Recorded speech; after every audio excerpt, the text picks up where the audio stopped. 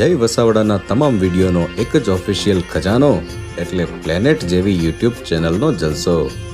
તો જલ્દી લાઈક કરો, સબસ્ક્રાઇબ કરો અને બેલ આઇકન પ્રેસ કરી ઓલ સિલેક્ટ કરો, જેથી તમે જોઈ શકો અમારા વિડીયો સૌથી પહેલા.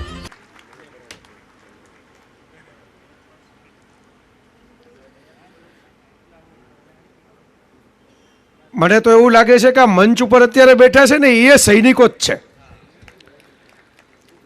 સૌજીભાઈ તો આમ દેખાવે એટલા ફિટ થઈ ગયા છે, આપણે આખું તળાવ ખોદીને આવ્યા અને અત્યારે બોલતા તો મને એમ થયું અહીંથી સીધા મોરચે જ જશે સીધા. પણ મને બહુ આનંદ થાય. હું તો એમ કહું છું કે આ સુરતની અંદર બધા ગિરિરાજ ધરણ છે, તતલી આંગળીએ ગોવર્ધન ઉચકે એવા મહાનુભાવોની વચ્ચે આ બધાની આ પંગતમાં આપણી પત્રાવળી પડી. હું તો ગોવાળીઓ છું, સળીનો ટેકો કરવા આવ્યો છું. તમે લોકો આવડો મોટો ગોવર્ધન ઉચકતા હો તો મારે ટેકો તો કરવો જોઈએ, મારી ફરજમાં આવે. આ દેશનો હું નાગરિક છું, અહીં હું પેદા થયો છું, એટલું તો હું કરી શકું. એટલે મારો રાષ્ટ્ર સેવાનો એક પ્રકારનો ધબકાર છે. આ જ છે કે સારું કામ થતું હોય અહીંયા કમસે કમ આપણે રસ્તો બનવું, પણ સ્પીડ બ્રેકર ન બનવું. પહેલું કામ તો આ જ કરવાનું છે. સૌથી પહેલો તો ધબકાર આ જ મારે તમને કહેવો છે. બધા મારા પ્રિય વડીલો, પ્રિય મિત્રો છે, કેટલા બધા સરસ મિત્રોની વચ્ચે આપણે બેઠા. કેવા લોકોના નામ બધાને હું પરિચય દેવા બેસું તો પછી 12 વાગી જાય અત્યારે, એવા લોકો છે. પણ હું ટૂંકની અંદર ખાલી કહી દઉં, ખાલી આ બધા જ અમારા અનુભાઈ છે, લવજીભાઈ છે, સૌજીભાઈ છે, ગોવિંદ કાકા છે. આમાં નામ કેવા સરસ જોડાયેલા છે આ કથાની સાથે, કેવા માણસો છે. ધર્મનંદનવાળા લાલજીભાઈ છે.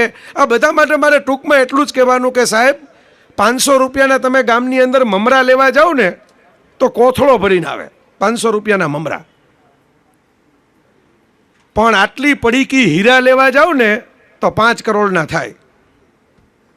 વિચારજો, મમરાની ગુણ તો આ દેશની અંદર નગરે ગામે આખા રાજ્ય પ્રાંતે ફરે છે. પણ આ સુરત શહેરની અંદર છે ને હીરાની પડીકીઓ બેઠી છે આપણી. આટલા હોય ને એની અંદર તમે વિચાર કરો, કિંમત થઈ જાય કરોડોની આપણી. એ કક્ષાના મિત્રો છે. ને આખી કથાને હું જે રીતે જોઈ રહ્યો છું, આખી કથા હમણાં જ નવરાત્રી પૂરી થઈ, બહેનોને યાદ દેવડાવ્યું બધાએ. આખી કથા ત્રિવેણી સંગમની કથા છે, 3 શક્તિઓના સંગમની કથા છે. જે 3 શક્તિઓ આપણા જીવનની અંદર આવી જાય તો આપણે જિંદગીમાં ક્યાંય પાછા ન પડીએ, એવી 3 શક્તિઓના સંગમની આ કથા છે. પહેલી શક્તિ છે એ સરસ્વતી, વિદ્યા, જ્ઞાન, શબ્દ, કળા. અને પ્રિય મોરારી બાપુ છે એ સરસ્વતીનું સાક્ષાત પ્રતીક છે. એટલે એક આપણે જ્યાં કથાની અંદર આવવાની છે સરસ્વતી દેવી. બીજા જે અહીં આપણા બધા મિત્રો બેઠા છે, નનુભાઈ સહિતના તમામ મિત્રો છે, બધા જેના મેં નામ લીધા ને જે બધા નામ ન લઈ શક્યો, જે લોકોએ અત્યારે પણ બહુ ઉત્સાહપૂર્વક ઉદાર હાથે પોતાનાથી થઈ શકે એટલું યથાશક્તિ યથામતી બધાએ પોતપોતાની રીતે ફાળો નોંધાવ્યો હોય. બીજા દેવી છે અહીં લક્ષ્મી. બાપુ સરસ્વતી લઈને આવશે અને સુરત તો લક્ષ્મીથી વધાવવા માટે બેઠું જ છે એને. અને ત્રીજા જેમના માટે કથા થઈ રહી છે, જેમને અંજલિ આપણે કરીને જેમના પોસ્ટર મૂકેલા છે, જેમના ગીતો ગાઈને આપણે અત્યારે શરૂઆત કરી કાર્યક્રમની અંદર, એ આપણા જવાનો, આપણા સૈનિકો, આપણા વીર પુરુષો, વીર સ્ત્રીઓ, વિરાંગનાઓ, આપણા દેશ માટે પોતાનું લોહી વેવડાવનારા લોકો. આ છે દુર્ગા, આ છે પરાક્રમ, આ છે શક્તિ. એટલે આ માત્ર કથા નથી, આ 9 દિવસની શક્તિ પૂજા છે. 3 શક્તિઓનો સંગમ સુરતની અંદર પહેલી વાર થઈ રહ્યો છે. આ ક્યાંય અત્યારે ભારતમાં હજી લગી થયો નથી. તમે વિચાર કરો, દુર્ગા, સરસ્વતી ને લક્ષ્મી, 3 શક્તિઓ ભેગી થઈ જાય ને સાહેબ, ભારત વર્ષનો કોઈ સામે આંખ ઉચકવાની તાકાત ન કરી શકે. કારણ કે હું તો કહું છું કે આપણી વસ્તી તો જુઓ, અમેરિકામાં કોકને બંદૂક લઈને ફાયરિંગ કરવું પડે, અહીં ખાલી એમ કે પુલ ઉપર અફવા છે, ખાલી શોર્ટ સર્કિટ થઈ, એમાં એટલે જ જતા રહે. તમારી નજર સામે દાખલો કહું છું, 2 આંકડો જોઈ લ્યો. આટલી વસ્તીવાળો દેશ હોય ને સાહેબ, આ તો આપણે ભેગા નથી થતા, એક નથી થતા, હારે રહેતા નથી. બાકી આ દેશની 1.5 અબજની વસ્તી આમ જુઓ તો અત્યારે આંબા માટે આવી. આટલી મોટી વસ્તીવાળો દેશ હોય ને, 150 અબજ, 1.5 અબજ નહીં, 150 અબજની વસ્તી અત્યારે આંબા આવી. આવડી વસ્તીવાળો દેશ ખાલી બધા ભેગા થઈને એક દિશામાં ફૂંક મારે ને તો પાડોશના નકશા ફરી જાય સાહેબ. પણ એ ભેગા થઈને ફૂંક ન મારે, વાંધો ત્યાં આવે છે. આપણો ઇતિહાસ જુઓ તો આ જો આપણા દેશ કેમ મને તો કેટલી વાર વિચાર થાય કે મોહમ્મદ ગઝનીનો આપણે નકશો જોયો કે આમથી અફઘાનિસ્તાન બાજુથી નીકળો અને સોમનાથ લગી પહોંચ્યો અને નકશો જોઈને જ વિચાર આવે કોઈ રોક્યો નહીં, કોઈ આડું ન પડ્યું. કારણ કે બધા પોતપોતાનું સંભાળવામાં બેઠા હતા, બાજુવાળાને જે થવું હોય થાય. એની વચ્ચે આવો એક પ્રયોગ થઈ રહ્યો છે, આવો એક અભિનવ પ્રયોગ સુરતની અંદર. કોઈ પણ જંગ જગતની અંદર મિત્રો પહેલા રચાય છે મનમાં અને પછી લડાઈ છે મેદાનમાં. આ તો જંગનો ઇતિહાસ છે. પહેલા મનમાં જંગ રચાતી હોય, પછી લડાતી હોય મેદાનમાં. અને એની સાથે હું તમને કહું કે જંગ ક્યારેય હથિયારોથી જીતાતી નથી હોતી. જંગ જીતવા માટે એક જ ચીજ જોઈએ, ને છે હિંમત.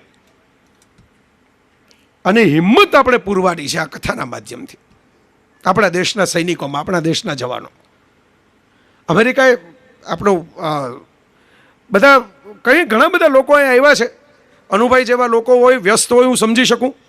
પણ મારું તો એટલું જ કહેવાનું છે, અનુભાઈને નથી કહેવાનું, પણ આપ બધાને કહેવાનું છે કે વિદાય તો જ્યારે તમે લ્યો ત્યારે આ કાર્યક્રમના સ્થળેથી, પણ આ વિદાય નથી, આ આરંભ છે. આજના દિવસે આપણે આ શુભારંભ કરી રહ્યા છે એક સારા સંકલ્પનો. એટલે આ જ્યોત સે જ્યોત જગાતે ચલો, જ્યાં જાઓ ત્યાં આના દીવડા પ્રગટાવતા જાજો વિચારના, જ્યાં જ્યાં. હું તમને કહેતો હતો એ મિત્રો કે એક દાખલો તમે જોઈ લ્યો આપણી સેનાના ઇતિહાસનો. અમેરિકાએ પેટ્રન ટેન્ક, આધુનિકમાં આધુનિક ટેન્ક લડાઈની અંદર પાકિસ્તાનને આપી હતી. અને એમ કહેવાતું હતું કે પેટ્રન ટેન્કના જોડે પાકિસ્તાન જીતી જશે અને આપણી સરહદની અંદર પ્રવેશી જશે. અને એક સૈનિક અબ્દુલ હમીદ નામનો પરમવીર ચક્ર વિજેતા પેટ્રન ટેન્કની સામે એકલો માણસ, કોઈ હથિયાર નહીં, કોઈ ગન નહીં, પોતે જાતે કૂદકા મારીને ટેન્કની અંદર ઘૂસીને ટેન્કને ડિફ્યુઝ કરીને 36 ટેન્કોનું કબ્રસ્તાન બનાવી નાખ્યું. ને અમેરિકાના રિસર્ચરો આવી ગયા કે એકલો માણસ કોઈ ગન વગર કરી કેવી રીતે શીખો, કેવી રીતે ભારતના એક સૈનિક આવી રીતે આખી પાકિસ્તાનની સ્ટ્રેટેજી ફેલ કરીને અમારે હથિયારો ફેલ કરી નાખ્યા, અમારી નવી ટેકનોલોજીની ટેન્ક બરબાદ કરી નાખી. અને એનો જવાબ આપણી સેનાએ જે આપેલો, એ જવાબ આપેલો કે તમે હાઈ ટેકનોલોજીવાળી ટેન્ક લઈને આવ્યા હતા, પણ અમારી પાસે એક દિલથી જીવનારો, દિલથી જજુમનારો એક જ જવાન કાફી હતો 36 ટેન્કની સામે. કારણ કે એણે એ પરવા નહોતી કરી કે મારો જીવ બચાવવું, એણે એ પરવા કરી હતી કે આ ટેન્કને કેમ ડિફ્યુઝ કરીને મારી સરહદમાં પ્રવેશતી રોકું. આ જ ઘટના તમને ખબર છે, કારગિલમાં તો આપણે નીચે હતા અને દુશ્મનો ઉપર હતા. વોરની સ્ટ્રેટેજી મુજબ આપણે ટાર્ગેટ ઉપર હતા, પણ છતાં આપણા સૈનિકોએ મચક ના આપીને કારગિલનો આખો ફ્રન્ટ ફરીથી કબજે કર્યો. આ ઇતિહાસ ગવાહ છે આપણો. વીર ભોગ્યા વસુંધરા સંસ્કૃતમાં કહેવાયું છે. વીર ભોગ્યા વસુંધરા. પૃથ્વીનો ભોગ એ જ ભોગવી શકે છે, આનંદ એ જ માણી શકે છે, જલસા એ જ કરી શકે છે જે વીરતા પોતાની અંદર રહીને ચાલે છે. અને સૈનિકોની તલવારો જ્યાં મ્યાનોની અંદર પડી રહે ને, ત્યાં દેશની તકદીર છે ને એ તહેખાનામાં પડી હોય. એટલે મને અંગત રીતે લાગણી થાય કે ના, આ જોશ પૂરવાની જરૂર છે આજ. અને બધે જરૂરત છે. આપણે તો મુશ્કેલી શું છે, હમણાં હું ઊભો થયો એ ભેગું એનાઉન્સમેન્ટ થયું કે ભાઈ જાડાવડા મેસેજ ન કરવા. આ રાષ્ટ્ર સેવા જ છે. આપણી પાસે તેનો નુસ્ખો છે. ગુડ મોર્નિંગના જેટલા આવા મેસેજ આપણી પાસે ઠલવાતા હોય ને, એને હામો એક મેસેજ કરવો કે તાત્કાલિક 10,000 રૂપિયાની જરૂર છે તો જ મોર્નિંગ ગુડ થાય એમ છે. આ એકાઉન્ટમાં મૂકવા. તમે જોજો હેપી ન્યૂ યરને નહીં કરે. આવો એક મેસેજ કરશો એટલે આમ ના પાડશો તો નહીં અટકે, પણ 10,000 ઉધાર માગો એની પાસેથી. આ મોર્નિંગ ગુડ જ થાય એમ નથી આપણાથી. હું તો કહેતો હોઉં છું ઘણી વાર કે પોતાના ઘરમાં જેણે તુલસીના કુંડા નથી વાવ્યા, એ આપણને વૃક્ષો વાવો ને વરસાદ લાવોના હવારના પોરમાં મેસેજ કરે. આ એની રાષ્ટ્ર સેવા. મેસેજ ફોરવર્ડ કરો એટલે સેવા પૂરી થઈ ગઈ. બરાબર. પેલા ઓલા પોસ્ટકાર્ડ લખતા કે આ તમે 15 જણાને જો આવા કાગળ નહીં લખો તમારું ધનોત પનોત નીકળી જાય. હવે મેસેજ કરવા માંડ્યા. 30 જણાને ફોરવર્ડ નહીં કરો તો આમ થઈ જાય ને તેમ થઈ જાય. મિત્રો, આ એટલા માટે છે કે આ જૂના જમાનામાં છે ને, મહારાજાઓ નીકળે, બાદશાહો નીકળે, સવારી નીકળે, શાહી સવારી. એટલે એવો નિયમ હતો કે કોઈ પણ દેશ હોય, કોઈ પણ જગ્યા હોય, ભારત હોય, બ્રિટન હોય, પણ જ્યારે મહારાજાઓ નીકળે, રાજાઓ નીકળે, ત્યારે એની સામે આમ ન ઊભા રહેવાય. તો અવિવેક કહેવાય, અપમાન કહેવાય. આમ અદબથી માથું ઝુકાવીને, કુર્નિશ બજાવીને ઊભા રહેવાય. હવે આ આપણા ખિસ્સામાં આવી ગયા ને મૂળ બધાય. આ આપણા નવા મહારાજા છે. તમે જોજો, કોઈ પણ ખૂણે જાઓ, તમે એરપોર્ટે જાઓ, રેલવે સ્ટેશને જાઓ, બસ સ્ટેન્ડે જાઓ, બધા આમ જ છે. માથું ઊંચું થાય જ નહીં ને. ટટ્ટાર માથું થાય તો વીરત્વનો પ્રવેશ થાય ને, માથું ટટ્ટાર જ ન થાય આમાં. એટલે મિત્રો કારણ કે આપણે અહીં મેસેજ ફોરવર્ડ કરીને વિડીયો ફોરવર્ડ કરવા છે યુદ્ધના, અને ખરેખર લોહી રેડાતું હોય એવા યુદ્ધની વચ્ચે સૈનિકોએ કામ કરવાનું છે. મને તો આનંદ છે કે એક જ સુરતે સૌથી પહેલાં આજે જે આખો દેશ જેની ચર્ચા કરે છે ને જેના ઉપર આજે અક્ષય કુમારની ફિલ્મો 5 રિલીઝ થઈને સુપરહિટ થાય છે, એ અક્ષય કુમાર જ્યારે ફિલ્મોમાં એન્ટ્રી કરીને રોમેન્ટિક રોલ કરતો હતો ને હજી આવી બધી દેશભક્તિની ફિલ્મો કરતો નહોતો થયો, એ જમાનામાં સુરતે સૌથી પહેલી શરૂઆત કરી કે પારકી છઠ્ઠીના જાગતલ અમે બેઠા છીએ. પારકી છઠ્ઠીના જાગતલ કાઠિયાવાડનો શબ્દ છે. કેવા માણસો હોય, સેવા કોણ કરી શકે? સેવા શબ્દ આપણે વાપરીએ છીએ પણ સેવા એમ સહેલું નથી કરવી. સેવા એ કરી શકે. મોરારી બાપુ ઘણીવાર એમની કથાની અંદર બહુ સરસ મજાની એક વાત કરે છે કે મારે નથી મારું કોઈ હિત સાધવાનું અને નથી મારો કોઈ હેતુ, નથી હિત, તો શું કામ હું કથા કરું છું? આ 72 વર્ષે પલાઠો મારીને આપણે સાંભળવા નથી બેસી શકતા સાહેબ. પલાઠો મારીને 4 કલાક માટે એક પોઝિશનમાં બાપુ આટલા દેશો ફરતા ફરતા, આટલી જગ્યાએ ફરતા ફરતા, એક ધારું કોઈ કાગળની મદદ વિના એક જ પોઝિશનની અંદર, અને રસ પડે ને નવી નવી વાતો આવે એવી રીતે આમ અસ્ખલિત જ્ઞાનગંગા આપણી સામે વહાવતા હોય. બાપુ એટલું જ કહે છે કે નથી હેતુ, નથી હિત, હું તો હેત કરવા નીકળેલો બાવો છું. હેત કરવા નીકળેલો. એટલે હું તો ઘણીવાર કહું કે આ એક અમારે કાફી છે. આટલા બધા બાબાઓ આવે છે ને ટીવીમાં, એની અમે આ એક બાપુ અમારે કાફી છે સામે મૂકવા માટે. વજન કરવું હોય ને હામાં તો એવું મેં તો નજીકથી જોયા છે. લંડનની અંદર ચાલુ કથાએ અચાનક બાપુને ઝબકારો થયો અને બનાસકાંઠાના એના અહેવાલો, ત્યારે તો લંડનમાં કથા ચાલુ હતી, હું પોતે હાજર ત્યાં ઓડિયન્સમાં, એટલે આંખો દેખી તમને કહું છું. અને બાપુ કથાની અંદર ભીની આંખે સજળ નેત્રે બોલ્યા કે ભાઈ આપણે ખાલી અહીં બેઠા બેઠા વાત કરીએ, કથા સાંભળીએ અને જમી ખાઈ પીને છૂટા પડીએ એમ નહીં, આપણે કંઈક પૂરની પરિસ્થિતિ છે એના માટે કંઈક કરીએ. એટલું થયું. ત્યાં ડોલર પોપટ ને રમેશભાઈ સતદેવને જે લોકો ત્યાંના કથાના યજમાનો હતા, આ બધા સુરત જેવા વિશાળ દિલના મિત્રો, તરત જ એમણે નોંધાવવાનું શરૂ કર્યું ને કલાકોની અંદર તો ફાળો ભેગો થવા માંડ્યો. અને ટાર્ગેટ હતું જે નક્કી કરવામાં આવ્યું હતું કે આટલો ફાળો ભેગો કરવો, એનાથી 1.25 કરોડ વધારે 5.25 કરોડનો ફાળો ભેગો થયો. બાપુએ અપીલ કરવી પડી કે હવે આવું કરો. અને બાપુનું તમે હૃદય જુઓ કે એણે 4 કરોડ નક્કી કર્યા હતા. એ તો એમ કે આપણે ગુજરાત સરકારને પહોંચાડી જ દેવાનું, પહોંચાડી દીધા ને એનો ફોટો છપાઈ ગયો. એટલે એવું નહીં કે ત્યાં રાખ્યા, પણ એમ કે બાકીના જે વધારે ભેગા છે શું કરવું? તો કે ગોરખપુરની હોસ્પિટલમાં છોકરા મરે છે તો આપણે ન્યાય 25 લાખ આપો. બિહારમાં આપ્યા, યુપીમાં આપ્યા, અલગ અલગ સ્ટેટ પસંદ કરીને 25 લાખ મોકલાવ્યા. આ મોરારી બાપુ છે. મેં તો નજરે જોયું છે કે એનું દિલ દ્રવી ઉઠે. અમારા એક મિત્ર છે હકીમભાઈ રંગવાલા, હોસ્પિટલની અંદર એક કેસ, ગરીબ માણસ છે, ચશ્માની દુકાન, પણ મોજીલો માણસ, પોતાની રીતે શાંતિ જીવે, લહેરથી જીવે, સારું વાંચન કરે. અને બાપુ આમ ઝૂલા ઉપર ઝૂલતા હતા. હા, અંગત પ્રસંગ છે પણ હું તમને જાહેરમાં કહું છું કે આ કથાનો મર્મ આપણા હૃદય સુધી પહોંચે એટલા માટે કહું છું કે બધી સેવાઓ છે એ છાપામાં છપાઈ જ સેવા નથી હોતી. આજકાલ તો પહેલાં શું હતું, નેકી કરો દરિયા મેં ડાલ, સારું કામ કરો ને ભૂલી જાઓ. હવે નેકી કરો અખબાર મેં ડાલ, ટીવી મેં ડાલ. સારું કામ કરો ને એની પબ્લિસિટી કરો, એમાંય મને વાંધો નથી, કારણ કે સારું કામ કરો 5 જણાને ખબર પડવી જોઈએ કે અમે સારું કામ કરીએ છીએ. પણ કાનજીભાઈ હવે સમય એવો આવી ગયો છે આપણી વચ્ચે કે નેકી મત કર લેકિન બોલ કર. સારું કામ કરવાનું નહીં પણ સારા કામની વાતો જ કરી રાખવાની. શું કામ? તો કે બીજો ભગતસિંહ બધાને ગમે, સુભાષબાબુ બધાને ગમે, ચંદ્રશેખર આઝાદ બધાને ગમે, પણ બાજુવાળાના ઘરમાં પેદા થાય તો એનો છોકરો ઊભો થઈને કે જ હોય તો બેઠી હેઠો બે તને ખબર ન પડે. આ વારસો તારે સંભાળવાનો, ખોટી ક્રાંતિની વાતો કરવા. આ વાસ્તવિકતા છે આપણા જીવનની. એટલે તમને કહું છું. તો હકીમભાઈ ગયા ને બાપુને એણે કહ્યું કે ભાઈ આવી એક કેસ છે હોસ્પિટલમાં, આવી જરૂર છે. ને બાપુએ તાત્કાલિક 1 મિનિટે પર્સનલ ઘરમાંથી બોલાવીને એમ કીધું કે આમને આટલા પૈસા આપી દો. હકીમભાઈ અહીંયા ઊભા રહ્યા. હકીમભાઈએ બાપુને કીધું, આ તો મેં કીધું આમ આંખે દેખ્યો કે વાલ છે, આ કોઈ છાપામાં છપાયેલો પ્રસંગ નથી. અને એણે એમ કીધું કે બાપુ તમે મને ઓળખતા નથી, કોણ દર્દી, તમે કંઈ મને નામ પૂછ્યું નથી, તમે મને એમને આટલી મદદ કરી. એટલે બાપુએ હસીને એની સામે કીધું કે ભાઈ એમ કે મેં ચોપડીઓ ઓછી વાંચી હશે પણ ચહેરા વધારે વાંચ્યા છે. ક્યાં કઈ મદદની જરૂર પડે એ તો તમારી આંખમાંથી મને ખબર પડે. એ કોરો ચેક છે માણાની આંખ. તો એટલે મિત્રો મને આનંદ થાય કે આ બાપુ બીજું જેને મેળવવા અઘરા પડે. આ નનુભાઈ મને બરાબર યાદ છે, 1.5-2 વર્ષ પહેલાં સાવલિયા પરિવારનું ફંક્શન હતું અહીં સુરતની અંદર, ને ત્યારે મને આ સંકલ્પની વાત કરેલી કે અમે આવો વિચાર કર્યો છે. અને પછી એ આ બધા આ સૈનિકો જ છે, એવું નથી કે જે સરહદ ઉપર લડી શકે એ જ સૈનિક હોય. મેં તમને કીધું એમ આપણે ત્યાં અત્યારે જો ચોમાસું પૂરું થયું તો રસ્તા બધા ધોવાઈ જાય, ખાડા પડે, ખાડા દેખાય, ગાડી ઉલળે એટલે વધારે ખબર પડે. સ્પીડ બ્રેકરની કાંકરી હલે નહીં. અમારો આટલા વર્ષનો અનુભવ છે ટ્રાવેલિંગ કરવાનો. કાંકરી હલે નહીં.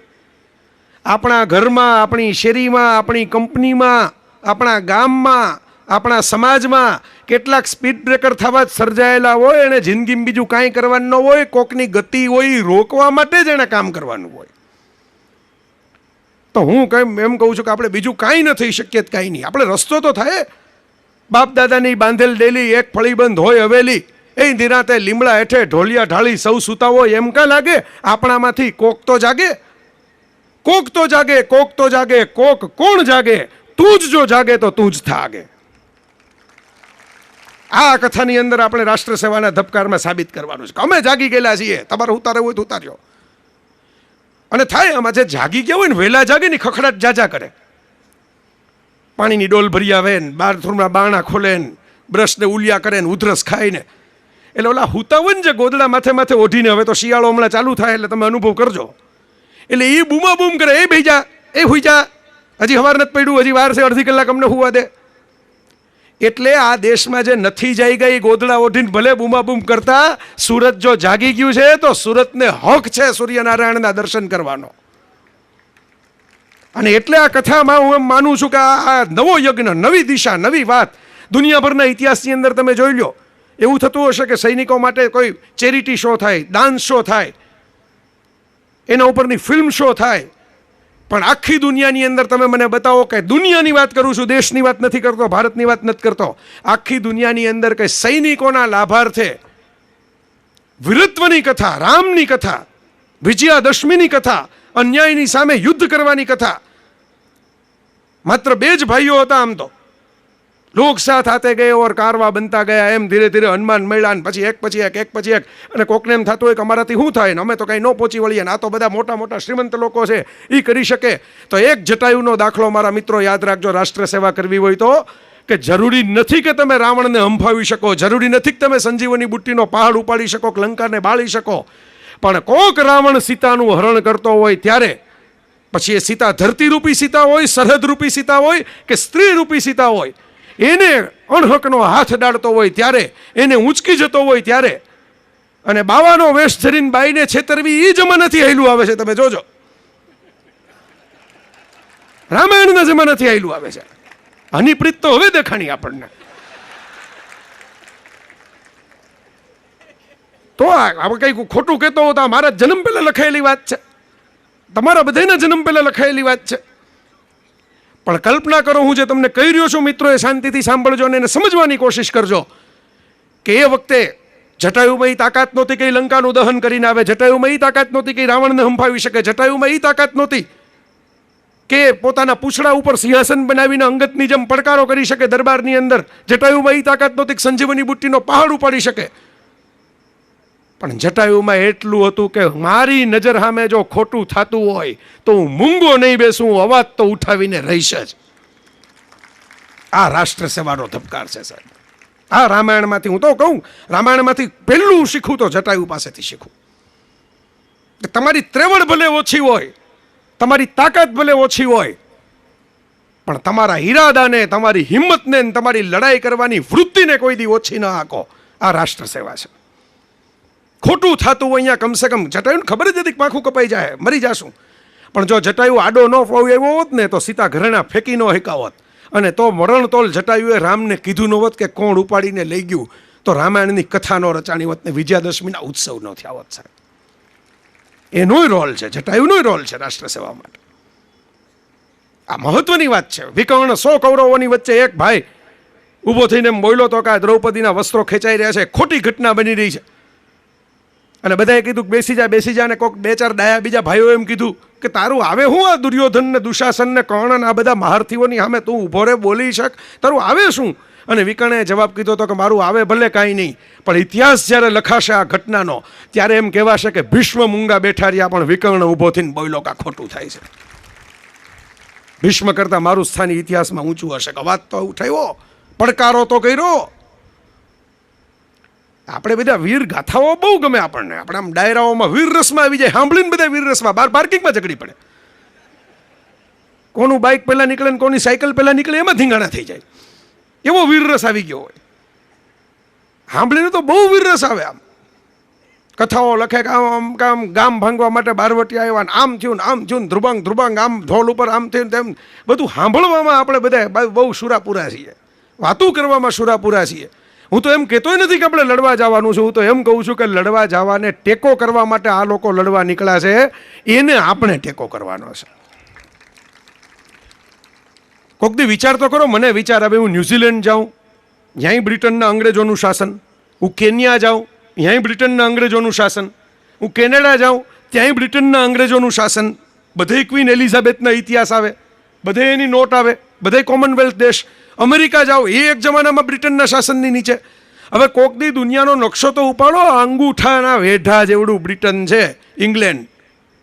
અને આટલી દુનિયાની અંદર આફ્રિકા ને આમ ઓસ્ટ્રેલિયા, ન્યૂઝીલેન્ડ ને આમ કેનેડા ને અમેરિકા અને યુરોપ તો ખરું જ પાછું, અને ભારત લગી પહોંચી ગયા. આટલું બધું શાસન આ લોકો કરી શક્યા. 800 વર્ષ સુધી એક ધારું દુનિયા ઉપર એક ચક્રી રાજ કર્યું. કેવી રીતે કરી શક્યા હશે એનો જવાબ હું તમને એક સત્ય ઘટનામાંથી કહું કે જ્યારે બીજું વિશ્વયુદ્ધ લડાતું હતું ને શરૂઆતમાં તો બ્રિટન પાછળ પડેલું હતું, એમાં જર્મનીનો હાથ ઉપર હતો, ફ્રાન્સ હારી ગયું હતું, અલગ અલગ દેશોની અંદર તબાહી મચી ગઈ હતી. અને એ વખતે એક લશ્કરની આર્મીની કૂચ થવાની હતી.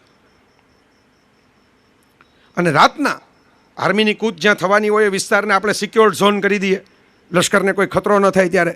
ત્યારે આવા ટેરરિઝમના એવા ખતરા નહોતા, પણ તોય સિક્યોરિટી તો હોય જ. આવી સિક્યોરિટીની વચ્ચે જ્યાં શેરીની અંદર કોઈ જાતનો અવાજ ન થવાનો હોય, કારણ કે પ્રભાતે અહીંયાથી બીજા વિશ્વયુદ્ધ માટે કૂચ કરનારું લશ્કર નીકળવાનું છે, ત્યાં ટક ટક ઠક ઠક ટક ઠક ઠક ઠક એવો અવાજ ચાલુ થઈ ગયો. તરત જ જે ડ્યુટી ઉપર જે બધા હતા લોકલ સિક્યોરિટીવાળા દોડ્યા. જોયું તો એક અપંગ માણસ, દિવ્યાંગ, ઘોડીવાળો, જેના પગ નથી, વૃદ્ધ,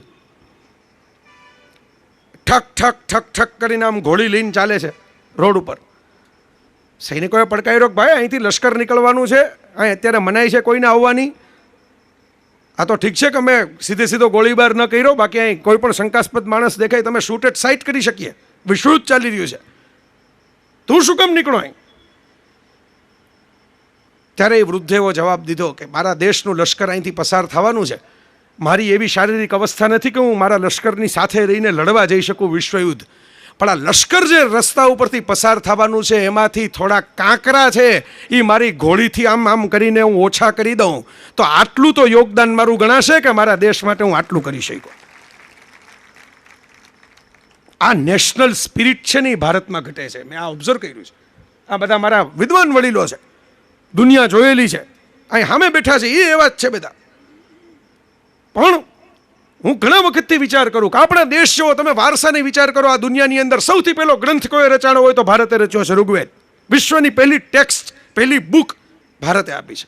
વિશ્વનું પહેલું મહાકાવ્ય રામાયણ, જેની કથા તમે બધા સાંભળવા જઈ રહ્યા છો, એ રામાયણ વિશ્વની પહેલી કવિતા, વર્લ્ડ ફર્સ્ટની જ વાત કરું છું, નેશન નહીં, એશિયા નહીં, દુનિયા આખીમાં પહેલું ગીત, પહેલી કવિતા રચાણી હોય, સર્વાંગ સંપૂર્ણ યુદ્ધ કથા ભારતે રચી બતાવી. એ શ્લોકબદ્ધ કરીને. અઘરું છે, બોલવું સહેલું છે, એને છંદમાં નાખવું અઘરું છે. ભારતે રચી બતાવી. સુરોના બધા કે 7 સૂરના આટલા બધા સરસ મજાના કોમ્બિનેશન્સ ભારતે કરીને તમને આપ્યા. જ્યારે વિચાર કરું ત્યારે મને વારસો દેખાય ભારતનો. કેવો કેવો વારસો છે આપણી પાસે, તમે વિચાર તો કરો. વિશ્વનો પહેલો પ્રેમપત્ર આ દેશમાં લખાણો સાહેબ, રૂકમણીએ કૃષ્ણને લખ્યો, ફર્સ્ટ લવ લેટર ભાગવતની અંદર છે. એની પહેલા લેટરે કોઈ લખતું નહોતું, લવ લેટર ક્યાંથી લખે? અક્ષર જ્ઞાન નહોતું યુરોપમાં, તો ભાષા જ નહોતી. આપણે ભાષા શોધી, આપણે સંગીતના સૂર શોધ્યા. આજની તારીખે જે દિવાળી, જે નવરાત્રિ, જે શરદ પૂનમ, જેના આપણે મુહૂર્ત જોઈએ, જેની આપણે વાત કરીએ કે આ તહેવાર આવ્યો આપણો, ભલે તિથિ યાદ નથી રહેતી હારાને, આપણે પૂછીએ, હું તો ફેસબુકમાં કોઈક બધા દલીલ કરવા આવે તને સામું કહું કે ભાઈ તમને સંસ્કૃતિની બહુ ચિંતા છે તો તિથિ તો કયો, તો ગાયબ થઈ જાય. કેલેન્ડર જોવાય ઊભા નહીં થતા હોય કે કેલેન્ડરમાં તો ઊભા થઈને જોઈ લઈએ તિથિ કઈ હાલે છે. એટલે હું તમને કહું છું કે એ તમે વિચાર કરો, કલ્પના કરો કે જે જમાનામાં નાસા નહોતું, જે જમાનામાં હબલ ટેલિસ્કોપ નહોતા, જે જમાનાની અંદર બહાર શું છે બ્રહ્માંડમાં શું છે, ખગોળશાસ્ત્રમાં શું છે, ત્યાં જવા માટેના કોઈ રોકેટ, કોઈ યાન બન્યા નહોતા. એ જમાનામાં આપણા ઋષિઓએ ખગોળશાસ્ત્રની ગણતરી કરી અને તમારી નજર સામે આ પંચાંગ બનાવ્યું ને એમાં વર્ષ અને એમાં પુરુષોત્તમ મહિનો એટલે લીપ યર બધી એક્ઝેક્ટ ગણતરીઓ કરીને પૃથ્વી, સૂર્ય અને પૃથ્વી પોતાની ધરી ઉપર ફરે છે એ વૈજ્ઞાનિક સત્ય પણ ભારતમાં સૌથી પહેલાં આવ્યું. આ ડિજિટલ દુનિયા જે થઈ ગઈ, આ ડિજિટ 1 અને 0 ના આંકડા ઉપર જે કોમ્પ્યુટર સિસ્ટમ ચાલે છે એ ભારતીય રાષ્ટ્રએ દુનિયાને શૂન્યની ભેટ આપી, દશાંશ પદ્ધતિની ભેટ આપી. આ તો અરબો લઈ ગયા છે ભારતમાંથી, એટલે અરેબિક ફિગર્સ, અરેબિક રોમન લિપિ એમ ગણાય છે, પણ મૂળ ભારતમાંથી. આપણે તો હાલું બહાર નથી નીકળતા. સંતોષી નર સદા સુખીવાળા, બહાર જાય નહીં, ગોતે બધુંય. ખાંડ ભારતે આપી દુનિયાને, મરી મસાલા ને મરચા ભારતે આપી દુનિયાને. રસોઈ ન થાય, રસોડા ન બને જો ભારત ન હોત તો જગતમાં ક્યાંય. શેરડીમાંથી ખાંડ બને એ શોધ ભારતની. લોકો મધ વાપરતા સ્વીટનર તરીકે ખોરાકમાં, ભારતે ખાંડ બનાવી હતી એ જમાનામાં. પહેલી વખત આપણે મોટિવેશનની વાત કરીએ કે મને આમ નનુભાઈનો ફોન આવે, જનકભાઈનો ફોન આવે કે આપણે જરાક બધાને બેઠા કરવા વાળી મોટિવેશનની સ્પીચ ગોઠવવી છે. સાહેબ, અમે શું મોટિવેશનની સ્પીચ આપીએ? 700 શ્લોકની અંદર એક પરીક્ષા ન દેવા માંગતા વિદ્યાર્થીને ઊભો કરીને એના માસ્ટરે બેઠો કરી દીધો. એ ભગવદ્ ગીતા દુનિયાની પહેલી મોટિવેશન સ્પીચ આ ભૂમિ ઉપર અપાણી. આ ભારતનું રાષ્ટ્ર, પહેલા ખબર તો હોવી જોઈએ ને કે કયું રાષ્ટ્ર છે આપણું, આપણે કયા વારસાના પ્રતિનિધિ છીએ, કોનું વહન કરીએ છીએ આપણે. જ્યારે દુનિયામાં લવ નામનો શબ્દ નહોતો ત્યારે આપણે વસંતોત્સવ ઉજવતા. તમે કલ્પના કરો, એક પણ ઈશ્વર છે ભારતની અંદર, બધાએ પ્રેમ લગ્નો કર્યા છે. શિવ, સતી અને પાર્વતી. જોઈ લો ઇતિહાસ, મહાદેવની સિરિયલ બધાએ જોઈ જ હશે. રામ અને સીતા, રામ ક્યાં માગું નાખીને ગયા હતા? દશરથે જનકને આ માગું નહોતું નાખ્યું. રામ ગયા હતા, સીતાને જોયા અને શિવનું ધનુષ તોડીને આવ્યા લગ્ન કરીને. કૃષ્ણ માટે મારે જાજુ કહેવાની જરૂર નથી. આપણે બધા તોફાની કાનુડાના જ અવતારો છીએ એટલે આપણે કંઈ જાજુ એમાં સમજી લેવાનું હોય. તમે કલ્પના કરો કઈ એવી બાબત છે કે જે બાકી રાખી હોય આ દેશે, એ મને સમજાવો. જનરેટર બ્રહ્મા, શરૂઆત કરનારા પૃથ્વીના સંસારની, ઓપરેટર વિષ્ણુ અને ડિસ્ટ્રોયર શિવ, જીઓડી ગોડ. એમાં ઓપરેટર વિષ્ણુના પત્ની લક્ષ્મીને બનાવ્યા. સંસાર હલાવવો હોય છે લક્ષ્મી ભેગી રાખવી પડશે. આ ભારત છે. એટલે આ દેશની અંદર એવું કહેવાનું, તમે હું તો જેટલી વાર વિચાર કરું એટલી વાર મને એમ થાય આખી ભગવદ્ ગીતા સંભળાવી દીધા પછી યથેચ્છસી તથા કરું. મેં તને મારી મરજી મુજબનું જ્ઞાન કીધું, હવે તને ઠીક લાગે એમ કર. હું કહું માટે હું તારો સારથી છું, માટે હું કહું એમ ન કરતો. તને અંદરથી ઉગે, તને અંદરથી કોળે, તને એમ થાય કે આ નાનુભાઈ બોલી ગયા, સૌજીભાઈ બોલી ગયા, કાનજીભાઈ બોલી ગયા, જય વસાવડા બોલી ગયા, માટે આ કથામાં જોડાઈ જાવ એમ નહીં. મને અંદરથી થાય કે મારા દેશ માટે હું કંઈક કરવા માગું છું ને એટલે જોડાઈ જાઓ. યથેચ્છસી તથા કરું. લોકશાહીની પહેલી સ્થાપના છે એ ભારતે કરી.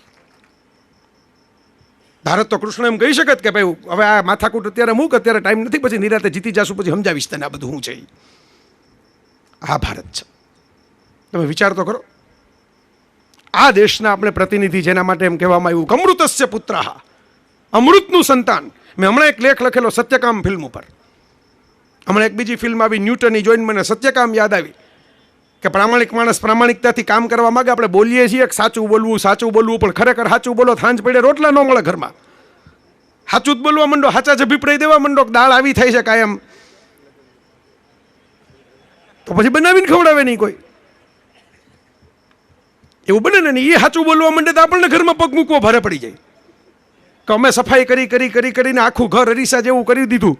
આ દર દિવાળીએ ફરીથી સફાઈ એટલે કરવી પડે છે કે તમે ઘરમાં પગ મૂકો છો. બાકી તો આવું નવું રહેત આવતી દિવાળી લગી જાઓ. અમે અમારા હાથમાં હોત તો ટકી નથી હકાતું ખાલી સાચું બોલે. પણ સત્યકામનો વારસો આપણા દેશની અંદર હતો. બાળક છે ઋષિના આશ્રમની અંદર જઈને એમ કે મારી માતા ગણિકા હતી ને ખબર નથી કે પિતાનું ગોત્ર કયું છે, અને ઋષિ એને શિષ્ય તરીકે સ્વીકાર કરે કે તમે તો બીજા ઋષિ થઈ શકો એમ છો. શું કામ? કારણ કે બધી વિદ્યાઓ શીખી લીધા પછી સૌથી મહત્વની વિદ્યા જે શીખવાની હોય કે સમાજની વચ્ચે ઊભા થઈને સાચું કહેવાનું સાહસ એ તમારી અંદર છે. આ ભારત છે. સત્યકામ પિક્ચરની અંદર કરપ્શનની એક વાત આવે છે ને એનો મિત્ર એમ કહે છે કે થોડુંક કોમ્પ્રોમાઇઝ તો કરવું પડે, થોડાક એડજસ્ટમેન્ટને સમાધાન તો કરવા પડે. ત્યારે એ સત્યકામ ઊભો થઈને જવાબ આપે છે કે તમે વિચાર તો કરો, હું માણસ છું, પરમાત્માની શ્રેષ્ઠ કૃતિ. માણસ થઈને હું શું કામ અવળા ધંધા કરું? મારા સર્જકને હું જ્યારે સામે જઈશ ત્યારે હું જવાબ આપીશ? આ રાષ્ટ્રની આવી હાલત. ખાલી ટ્રાફિક જામ જુઓ તમને સમજાઈ જાય કે આ રાષ્ટ્રમાં શું પ્રોબ્લેમ છે બેઝિક. હું તો કાઠિયાવાડી છું, કાઠિયાવાડની ભાષામાં તમને કહું, આપણાથી આગળ જે નીકળી જાય એ ગાંડો હોય, આપણાથી પાછળ રહી જાય એ ડોબો હોય. એટલે આપણા સિવાય કોઈનો હક જ નથી અહીં ગાડી હલાવવાનો. એમ જ માનીને બધા હાલે. તમે જુઓ સતત જામ થઈ જાય, પેલા આમ આમ માકી કરે ને આમ ચોકી કરે ને અંદર નાખે ને. આ ટેવ, બેઝિક ડિસિપ્લિન. મેં ગ્રીસની અંદર બાપુની જ કથામાં એથેન્સમાં ગયો તો હું, અને ટોયલેટનો ફોટો પાડીને મેં મૂકેલો ત્યારે ફેસબુક ઉપર મને એવું સરસ વાક્ય એનું ગમી ગયેલું. એવી સરસ મજાની વાત હતી, સાહેબ રાષ્ટ્ર સેવાનો ધબકાર. આપણે એમ કહીએ કે બધાય તો લડી ન શકે. આ મને જ તમે જુઓ ને, મને લાગે તમને કોણ લડવા જઈ શકું. હમણાં સત્યકામની વાત કરી, મારે કબૂલાત કરવી જોઈએ ને કે ભાઈ આપણે ન લડી શકીએ. બરાબર, આપણે મગજથી લડી શકીએ એની એક જરૂર છે. સમાજમાં દરેક અંગની એક જરૂર હોય. સૈનિક ઘાયલ થઈને આવે ત્યારે એને નર્સની એ જરૂર પડે, કોઈ ફ્લોરેન્સ નાઇટિંગેલની એ જરૂર પડે, કોઈ ડૉક્ટરની એ જરૂર પડે. એવું નથી કે આખા સમાજની અંદર બેલેન્સ તૂટી જવું જોઈએ, કે ખેડૂતની એ જરૂર છે, ધાન પકવશે ને સૈનિક રોટલા કે ના ખાશે. એક ઉદ્યોગપતિની એ જરૂર છે આ સમાજને. આપણા દેશે તો વિચાર કર્યો છે, તમે વિચાર કરો, બેલેન્સ કર્યું બધું. એક કાળી ચૌદશ ઉજવી નાખે, પરાક્રમનો તહેવાર, કાલિકા હાથમાં ખડક લઈને રક્તબીજ રાક્ષસોનો નાશ કરવા નીકળી હોય, હિંમતનો તહેવાર, વીરતાનો તહેવાર. ભેગી ધનતેરસ ઉજવી નાખે, ધન્વંતરી, ફિટનેસ, આરોગ્ય. પાછી વાઘબારસ ઉજવી નાખે, સરસ્વતી, વાણી, શબ્દ, સાહિત્ય, સંગીત, કળા, આનંદ. અને લક્ષ્મી પૂજન કરી નાખે દિવાળીની અંદર, કે પૈસા હશે તો બાકીના ત્રણેય ખેલ થાય. એટલે એ જરૂરી છે, એને ભેગા લઈને ચાલો, મહાલક્ષ્મી એ જોશે આપણી ભેગી. આવી સરસ બેલેન્સ કરનારી. આમ ગુજરાતી થાળી જુઓ ને તમને ખબર પડી જાય, જગતના બધા સ્વાદ એક એક જ થાળીની અંદર સમાઈ જાય. ખાટો, તીખો, કડવો, તુરો. પણ મુશ્કેલી એ છે કે આપણે જે ઈગો લઈને બેઠા છીએ ને આપણા દેશમાં, મેં જોયું છે જ્યાં લગી ઈગો હર્ટ ન થાય ને ત્યાં લગી માણસ આમ આગળ નથી વધી શકતો. ઈગો હર્ટ કરવો પડે. આપણી ક્રિકેટ ટીમમાં મેં જોયું છે. તમે વિચાર કરો, આમ ઓલા મેચ રમવા માટે ગયા હોય, હમણાં તો વળી જીતે છે કારણ કે ઘર આંગણે રમવાનું છે, બહાર જાય ત્યારે સાચી કસોટી થાય. પણ મેં જોયું છે આ આપણી ટીમની અંદર કે હારવા માંડે તો બાંગ્લાદેશની અમે હારી જાય, પછી ઈગો હર્ટ થઈ જાય, હાય આપણે બાંગ્લાદેશ અમે હારી ગયા, આવા વીર પુરુષો બધા. બીજે દિવસે હટાહટી બોલાવીને ઓસ્ટ્રેલિયાને હરાવી દે, અને પછી ફાઇનલમાં વેસ્ટ ઇન્ડિઝ અમે હારી જાય. કારણ કે આપણે પાછા ટાઢા બહુ થઈ જાય. આમ બધા આગળ વધે ને પછી ટાઢા થઈ જાય, આગળ વધે ને પછી ટાઢા થઈ જાય. તમે વિચાર કરો, ગાંધીજી વકીલ હતા, અહીંયાથી એને રેલવે સ્ટેશને ધક્કો મારીને ઉતાર્યા, ઈગો હર્ટ થયો, એમ થયું કે આ અહમ તૂટ્યો. અને પછી ગાંધીજીએ વિચાર કર્યો કે હવે શું કરવું. ધારત તો હામો ધક્કો મારી હકત. મજા આવે આપણને આવી વાત કરે ને, અંદરથી હુરાતન ચડે, આ બરાબર, ધક્કા મારવાનું શીખવાડો, તોડી નાખો ને ભાંગી નાખો ને ભૂકા કરી નાખો. એમાં તો બધા આમ મોજમાં આવી જાય કે હાલો હાલો. ઘણા બેઠા બેઠા, આ તો ઠીક છે તમે બધા ખુરશી ઉપર બેઠા છો, બાકી આ ઘાસના તડકલા તોડ્યા કરે સાંભળતા સાંભળતા. જોયા હે ને, ઓમ કર્યા જ રાખે કે કંઈક તો તોડવું જીવનની અંદર. એમ જોડવાનું તો બહુ અઘરું પડે, એટલે તોડવાનો વિચાર કરે. ગાંધીજી આ વિચાર કરી શક્યા હોત. બેરિસ્ટર હતા, આમાં ફડાકો મારી લીધો હોત તો કોર્ટમાં કેસ થાત તો જીતી જત પાછો બચાવ કરીને. 100 બચાવમાં માર્યો, નામ હતું તેમ હતું, કલર ડિસ્ક્રિમિનેશન થયું, આવી બધી દલીલ કરી શકત. લાંબો વિચાર કર્યો કે ભાઈ આ તો આખી સિસ્ટમ ચેન્જ કરવી પડે. આ ડબ્બામાં બેસવા ન દે, ખાલી કલર જુદો હોય એના માટે, એ તો ન હલાવવા દેવાય. અને એ સિસ્ટમ એણે ચેન્જ કરવા માટે પૂરા 40 વર્ષે જીવનની, માણસ જ્યારે અડધી જિંદગી પસાર થઈ ગઈ એવું વિચારતો હોય, એ વખતે એણે 22 વર્ષ વિદેશ લઈને ભારતની અંદર પહેલું કામ તો એ કર્યું, સાહેબ રાષ્ટ્ર સેવા કરવી હોય. ગોપાલકૃષ્ણ ગોખલેએ ગાંધીજીને સૌથી પહેલી સૂચના આપેલી. ત્યારે મહાત્મા બાત્મા હતા નહીં, કોઈ ઓળખતું નહોતું, ત્યારે પહેલી સૂચના એણે આપેલી કે પહેલાં ભારતને ઓળખો, પહેલાં ભ્રમણ કરો, પહેલાં જાઓ બધે. આપણો મોબાઈલ 3 દી લગી બંધ હોય ને, એમાં આપણે આટા મારવા માંડીએ સર્વિસ સેન્ટરની અંદર કે હાય હાય મારા કિંમતી મેસેજ આવી ગયા છે, 2 બ્લુ ટીક થઈ ગઈ છે, મને ખબર નથી પડી. કપડાં કાઢી નાખવા પડે, સૂટ ઉતારી નાખવો પડે, શર્ટ ઉતારી નાખવું પડે, અને કાથે કાતેલી પોતળી પહેરીને જિંદગી આખી જીવવું પડે. એવા ભોગ દેવા પડે સાહેબ. રાષ્ટ્ર સેવાના ધબકાર એમને ઊભા નથી થતા. ઘણાને કઠે કે ગાંધીજી ચોટી ગયા છે નોટ ઉપર, હવે નોટ બદલાણી, પણ ગાંધીજી હલતા નથી. ગુલાબી નોટ ને બ્લુ નોટ ને ઓરેન્જ નોટ ને નવા નવા રંગની નોટ આવી ગઈ. બાપુ ડીપી બદલાવતા જાય છે ફેસબુકની જેમ, પણ નોટ ઉપર જઈને બેસી જ ગયા છે. ઘણા મને એવું કહેતા હોય કે ભાઈ આ ગુલાબી નોટ આવી, માધુરીનો ફોટો રાખો. પિંક નોટ તો નવી આવી, પણ નથી હલતા ગાંધીજી. એનું કારણ એ છે કે પોતડીમાં એણે દેશ સેવા માટે જિંદગી આખી ખર્ચી નાખી. ઘનશ્યામદાસ બિરલાથી માંડીને જમનાલાલ બજાજ જેવા 50 ભામાશાઓને ભેગા રાખ્યા, પણ એની પોતળીમાં દેશના નામે ઘર ભેગા કરવાના પૈસા રાખવાનું ખિસ્સું નહોતું સાહેબ. એટલે નોટ ઉપર જઈને બેઠા છે, જેને નોટ ભેગી જ ન કરી. 15મી ઓગસ્ટ અહીં મેં બેઠા બેઠા તમારા ફોટા પાડ્યા, મારો ફોટો પાડ્યો, અહીં બેઠા હતા બધા મહેમાનોના ફોટા પાડ્યા, તમે જોયું હોય છે અહીં બેઠા બેઠા મેં એ પ્રવૃત્તિ કરી. પણ આખી જિંદગી આઝાદી માટે કાંઈ પણ એવું નથી કે એકલા ગાંધીજીથી આઝાદી આવી છે, બધા લોકો એમાં જોડાયેલા હતા. પણ ઘણીવાર કહું કે આ દેશમાં ટકાવવા માટે ગાંધીજીએ થોડીક મહેનત કરી, થોડીક ટેવ પાડી આપણને લોકશાહીમાં રહેવાની, જીવવાની, શિસ્તમાં રહેવાની, પ્રયત્ન કર્યો, સ્વચ્છતા રાખવાનો, સાચું કહેવાનો, પણ અધૂરું રહી ગયું. પ્રયોગો હતા ને અધૂરા રહી ગયા, પરિણામો તો હતા નહીં. હવે આપણે પૂરા કરવાના છે, અને એ જ કરે એવું કહીને રાખવું એવું જરૂરી નથી. તો બાપ કરતા છોકરા સવાયા જ હોય, કારણ કે બાપના ખભા ઉપર મોટા થતા હોય, એના કરતાં જાજુ જ દેખાતું હોય.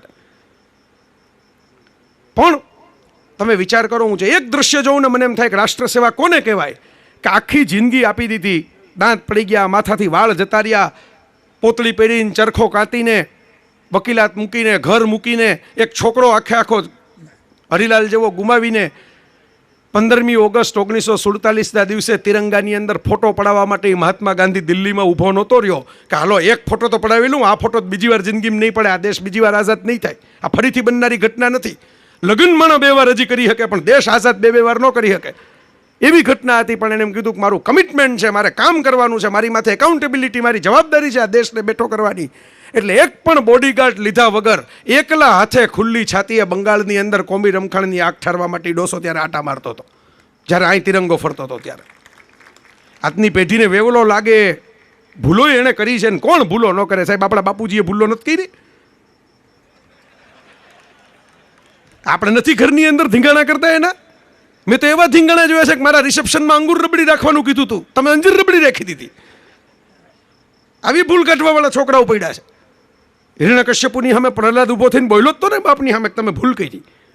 નચિકેતા બોલ્યો જ તો ને બાપની સામે તમે ખોટું બોલો છો, ભૂલ કરી, ઋષિ થઈને યજ્ઞ કરો છો, ખોટી ખોટી ગાયું આપી દો છો, હારી હારી ગાયું ઘરમાં રાખો છો, આવું ન હાલે. જેમના દરવાજે મોકલી દીધો ત્યાં સવાલ પૂછવા માંડ્યો. હું એટલા માટે કહું છું કે ભૂલ તો કામ કરી ભાઈ કરે. પણ સરદાર સાહેબ મને યાદ આવે, ગાંધીની ભેગા, ગાંધીનો ટેકો. હું ઘણી વાર કહું કે ગાંધીની અહિંસા ત્યારે જ ટકી શકે જ્યારે સરદાર જેવો એક ભાયડો લોખંડી પુરુષ એની બાજુ ઊભો હોય. હમણાં જ ફેસબુક ઉપર એક ચર્ચા ચાલતી હતી, એના જવાબમાં એક ભાઈએ કીધું કે ભાઈ આપણે એમ કે ગાંધીની અહિંસા વાળો જે પ્રશ્ન છે એને આવી રીતે અહિંસાથી લેવલ. મેં કીધું એમાં ભેગા સરદાર રાખવા પડે તો તમારી અહિંસાનું કોઈ સાંભળે. કૃષ્ણ એક હાથમાં સુદર્શન રાખે ને પછી બાંસુરી વગાડીને રાસ રચી શકે. જો સુદર્શન રાખ્યું ન હોય તો રાસની અંદર બધા ભેલાણ કરીને અંદર આવતા રહે, વારું બારું ઠેકીને માસડીએ લઈ જાય હાથમાંથી ખેંચીને. આપણે તો તમને ખબર તો છે આપણી પબ્લિકની, વાંસળીનો ઉત્સવ કરે, પેલા ખાટલા લઈ જાય તમને ખબર નથી? એટલે તો મોરબી છે કે ઉપાડીને લઈ જાય એમ છે કે આ તો ગોતવાનો જવું જંગલમાં રેડીમેડ મળતું હોય તો. પણ એ કૃષ્ણને ખબર હતી એટલે સુદર્શન પહેલા ભેગું રાખ્યું હોય એટલે આડા આવે જ નહીં કોઈ. સરદાર ગાંધી નામના ગીતા જ્ઞાનનું સુદર્શન હતું એટલે એની વાંસળી વાગી હતી. પણ એ સરદારે જે રાષ્ટ્ર માટે એને છે ને આખી રાત જાગીને ઉજાગરો કરીને, એટલે થાક એવો લાગ્યો હોય કે પથારીમાં પડો એ ભેગી કોઈ ગોળી બોળી ખાવાની જરૂર ન પડે. થાકથી મોટી કોઈ ઊંઘની દવા જ નથી, ફટ કરતી નીંદર આવી જાય. પણ રાજકારણની ગંદકી સાફ કરવા નીકળો ને તો નીંદર ઉડી જાય. એ જમાનામાં સરદારે કીધેલું. એટલે અત્યારે તો માહોલ એવો છે કે આમ ઇલેક્શનને કારણે નનુભાઈને અમે હમણાં ચર્ચા કરતા હતા. મેં કીધું આમાં બધાના મગજમાં હવે સવારે ઉઠે ને ઘણાને હિન્દુ મુસ્લિમ થવા માંડે, ઘણાને કોંગ્રેસ ભાજપ થવા માંડે. ઘરમાં કઈ ભાખરી થઈને કયું શાક થયું એ પૂછતા નથી.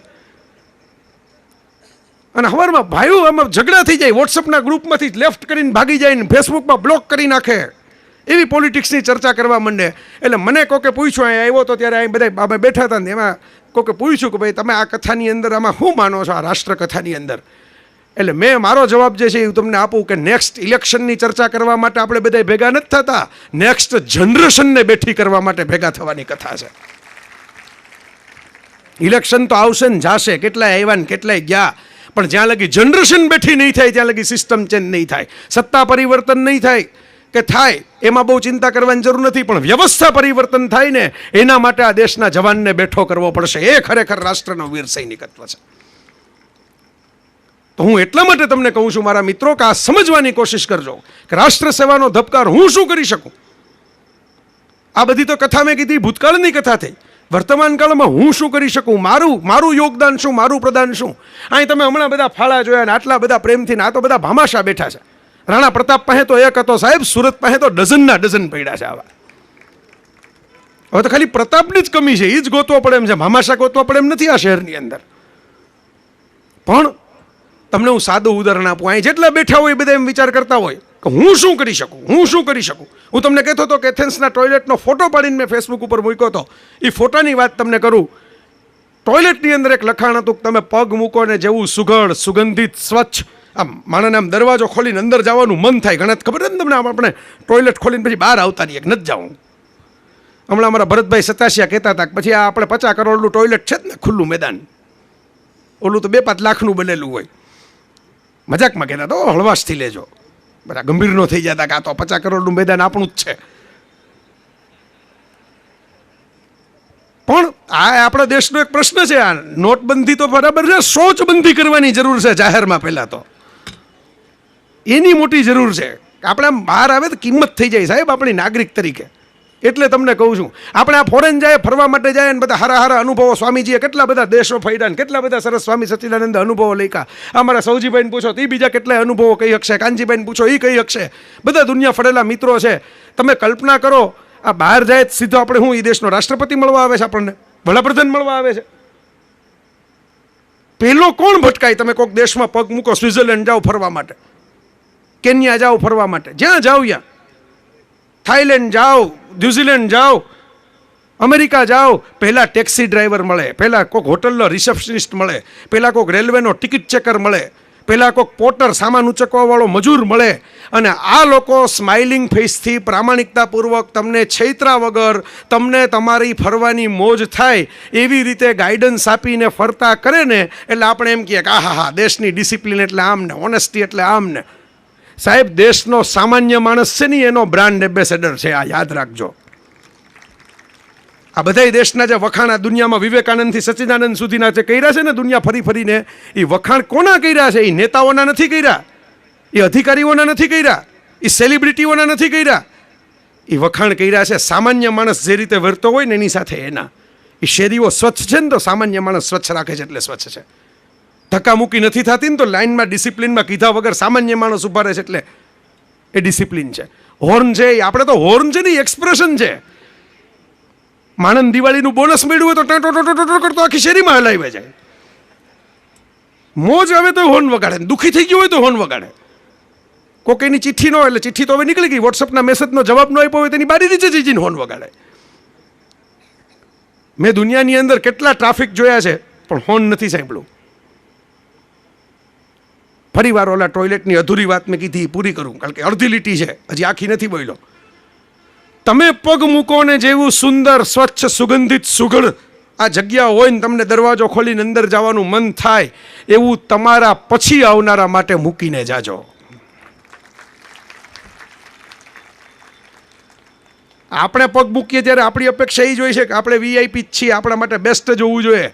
પણ આપણા પછી જે આવવાના છે એના માટે આપણે કાંઈ કરીને નથી જતા ને, એટલે આ બધાએ બેઠા થવું પડે છે, એટલે આ કથા કરવી પડે છે, એટલે સૈનિકોના પરિવારોની ચિંતા કરવી પડે છે.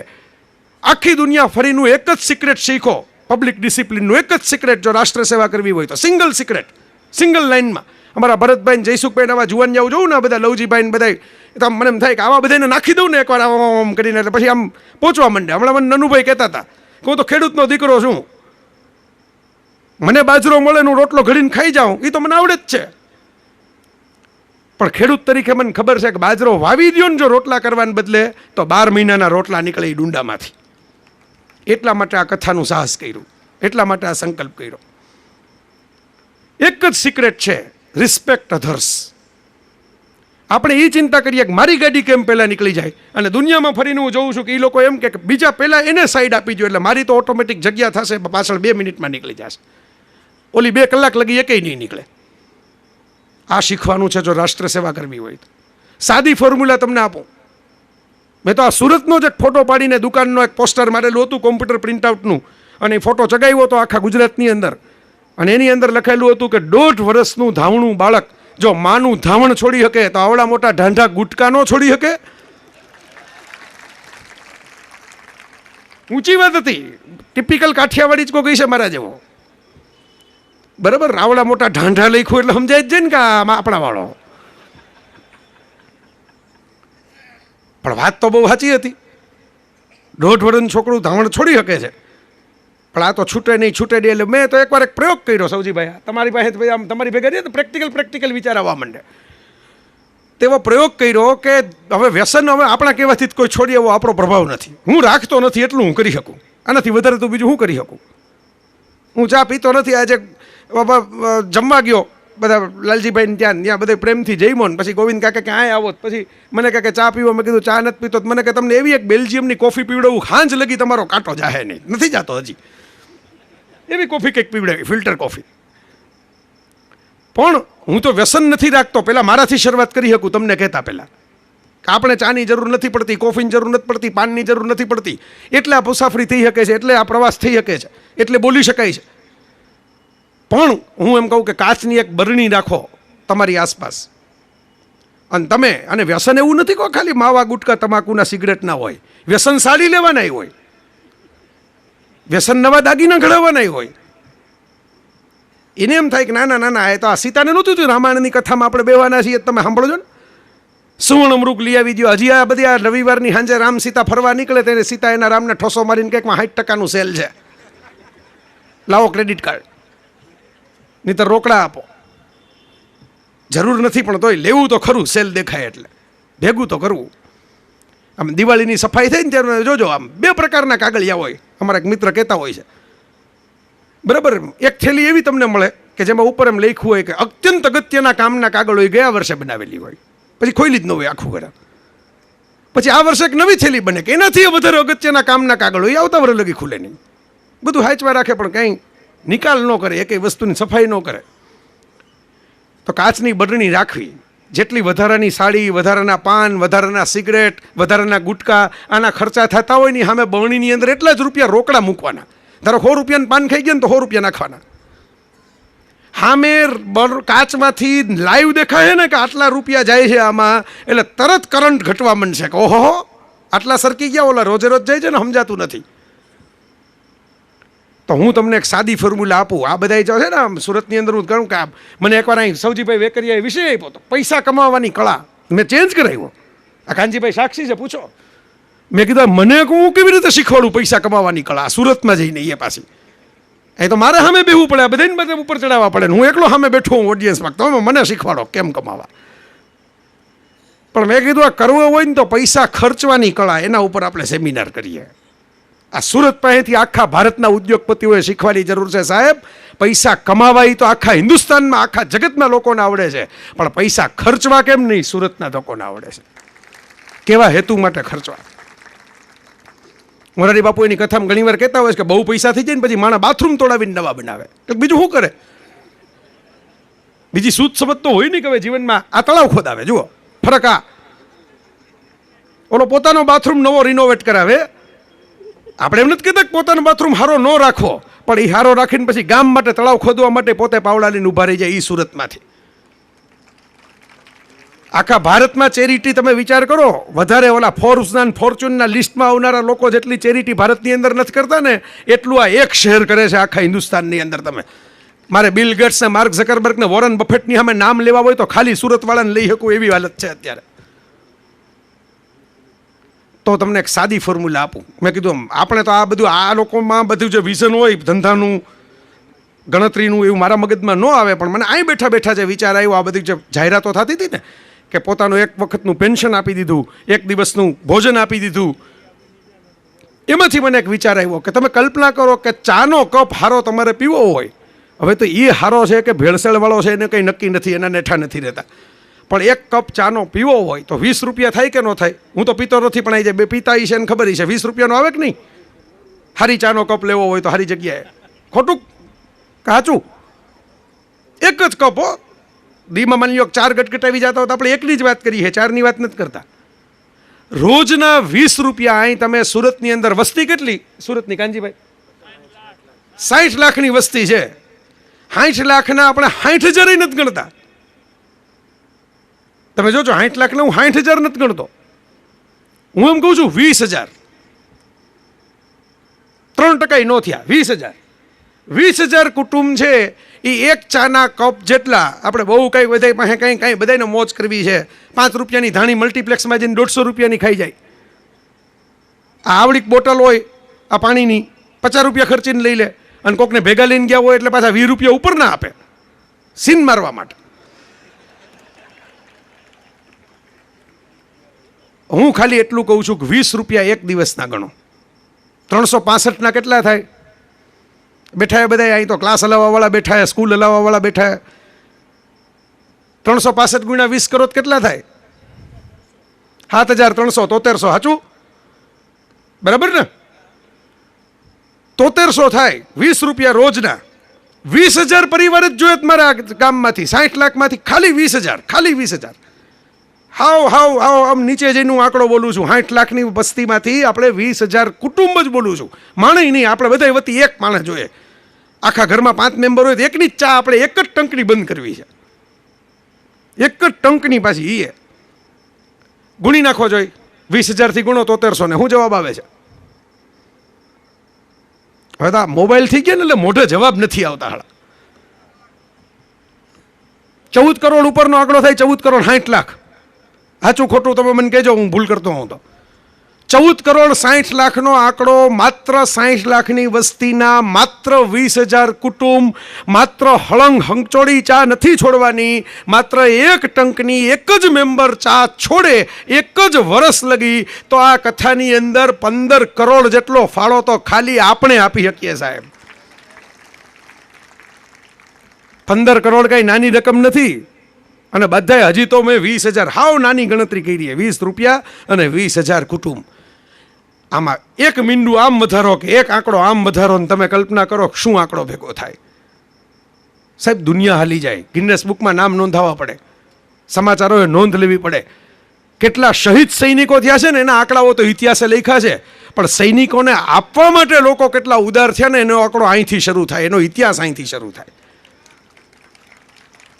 હું એક વાક્ય જિંદગીની અંદર જે શીખો છું મારા જિંદગીના અનુભવોમાંથી, કે કાં તો તમે હાલો એવી રીતે કે તમે બધાથી આગળ નીકળો, ઠોહા મારીને નહીં, ધક્કા મારીને નહીં, કોકના પગમાં આટીયું મારીને નહીં.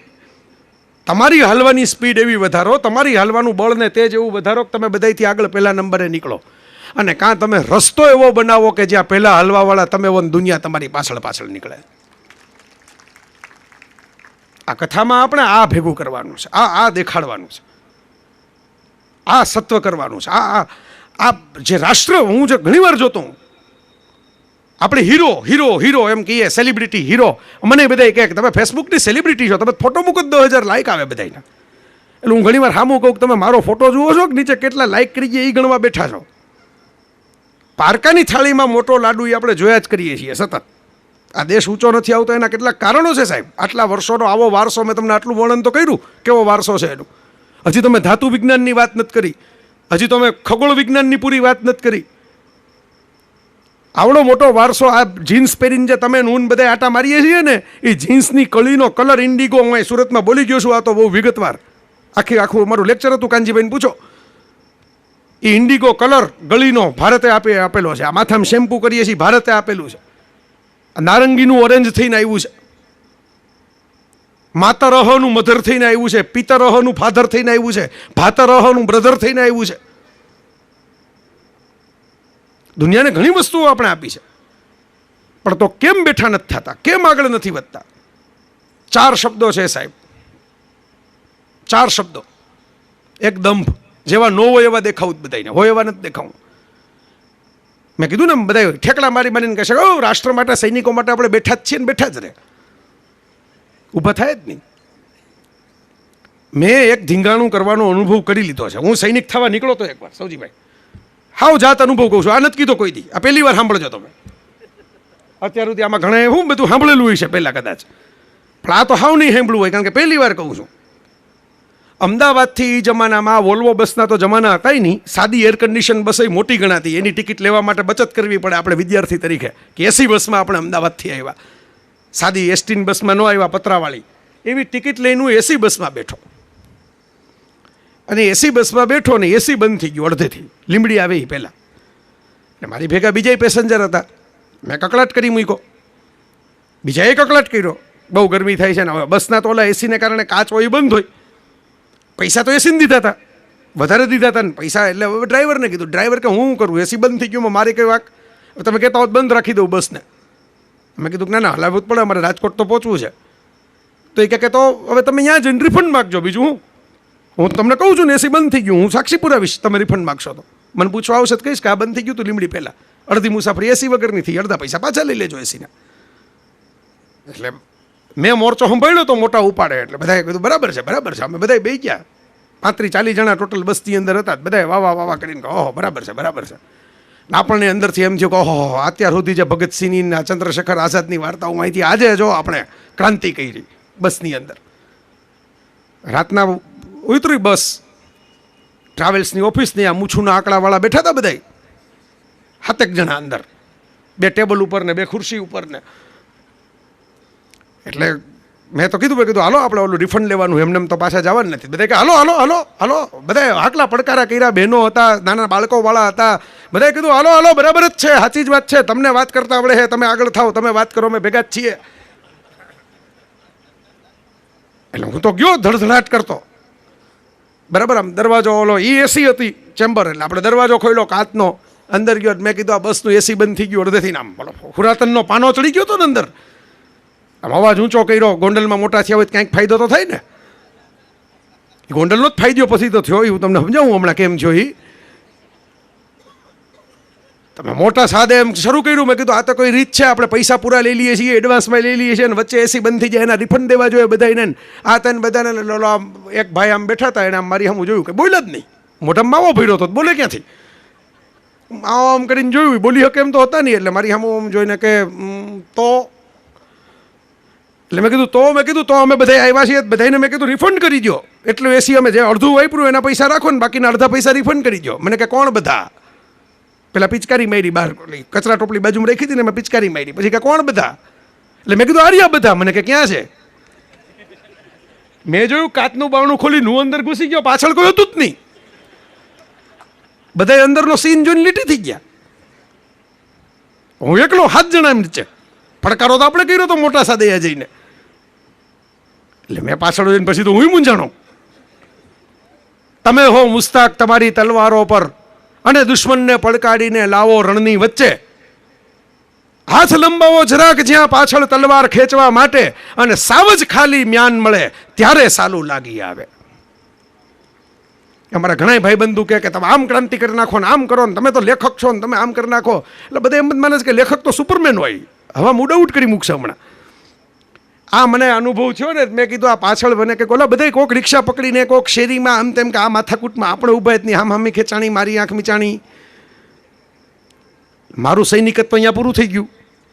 ઓલા 7 જણા વચ્ચે મારે અવાજનો ટોન ઓલા પાન પસંદ જેવો કરવો પડ્યો. પછી શાદી ઓર તુમસે કભી નહીં, શાદી ઓર તુમસે નહીં, તો એવું કરવું પડે ને પછી તો. હવે હાથની વચ્ચે આપણે એકલા જ રિફંડ માગવા ઊભા હોય તો એ હાથમાંથી એકે કીધું કે આ તો એમ કે આ ગોંડલ રહ્યો છો ને, મને કહે. એટલે મેં કીધું હા.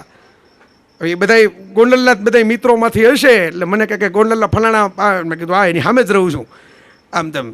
તો મને કહે હા, તો મને કહે હાલો, મને કહે હાલો બાઇક ઉપર મૂકી જાવ, ત્યાં ગોંડલની બસ પકડાવી દઉં એસટીએથી. એટલે ભાઈ મને બાઇક ઉપર કિક મારીને મૂકી ગયા એ હાથમાંથી એક ઊભા થઈને. નહીતર મારી ક્રાંતિ આ કદાચ પહોંચી હકત કે નહીં એ નવાઈ છે. સાહેબ આ દેશમાં મુશ્કેલી આ છે, સંગઠન નથી, ભેગા નથી થતા. દ્રાક્ષની પેટી આખી ઝુમખાવાળી હોય ને ત્યારે એનો ભાવ આવે, છૂટી રેકડીમાં દ્રાક્ષ રખડતી હોય ને એ ખવડાવી દેવાની હોય, ગાયને બકરીના ભાવ નો આવે. જો રાષ્ટ્ર સેવા કરવી હોય ને એનો ધબકાર ઝીલવો હોય તો પેલા એક રાષ્ટ્ર માટે એક બનીને રહેવું પડે આપણે બધાએ. આ મને તમે પૂછો કે રાષ્ટ્ર સેવા માટે શું કરું, હું તો કહું જ છું કે કોઈક કબડ્ડીની રમત જેણે શોધી છે ને એ મોટો કોઈક ડીએનએનો જાણકાર સાયન્ટિસ્ટ છે, એના દેશની આખી ડીએનએ ગોતી કાઢ્યું છે કબડ્ડીની રમતમાં. કે એક જણો આગળ નીકળવા જાય ને એટલે 15 જણા એના કાન પકડીને, વાળ પકડીને, પેન્ટ પકડીને, હાથ આમ કોલર પકડીને, જે હાથમાં એવું ખેંચીને આઉટ કરીને પોતાની બાજુમાં ગોઠવી દે. હાલો મોટો ઉપડો નીકળો તો આવતો રહે અમારી ભેગો, નીકળી જા બહાર. આ રાષ્ટ્ર સેવા હું કરી શકું એમ છું એ આપણી જાતને પૂછો. આ મારો તો એક અનુભવ કીધો, આ વાત બીજાય થયા પછી મને, ઓલો તો નાનો મિની સ્કેલનો અનુભવ હતો, પછી મોટા સ્કેલનો થયો.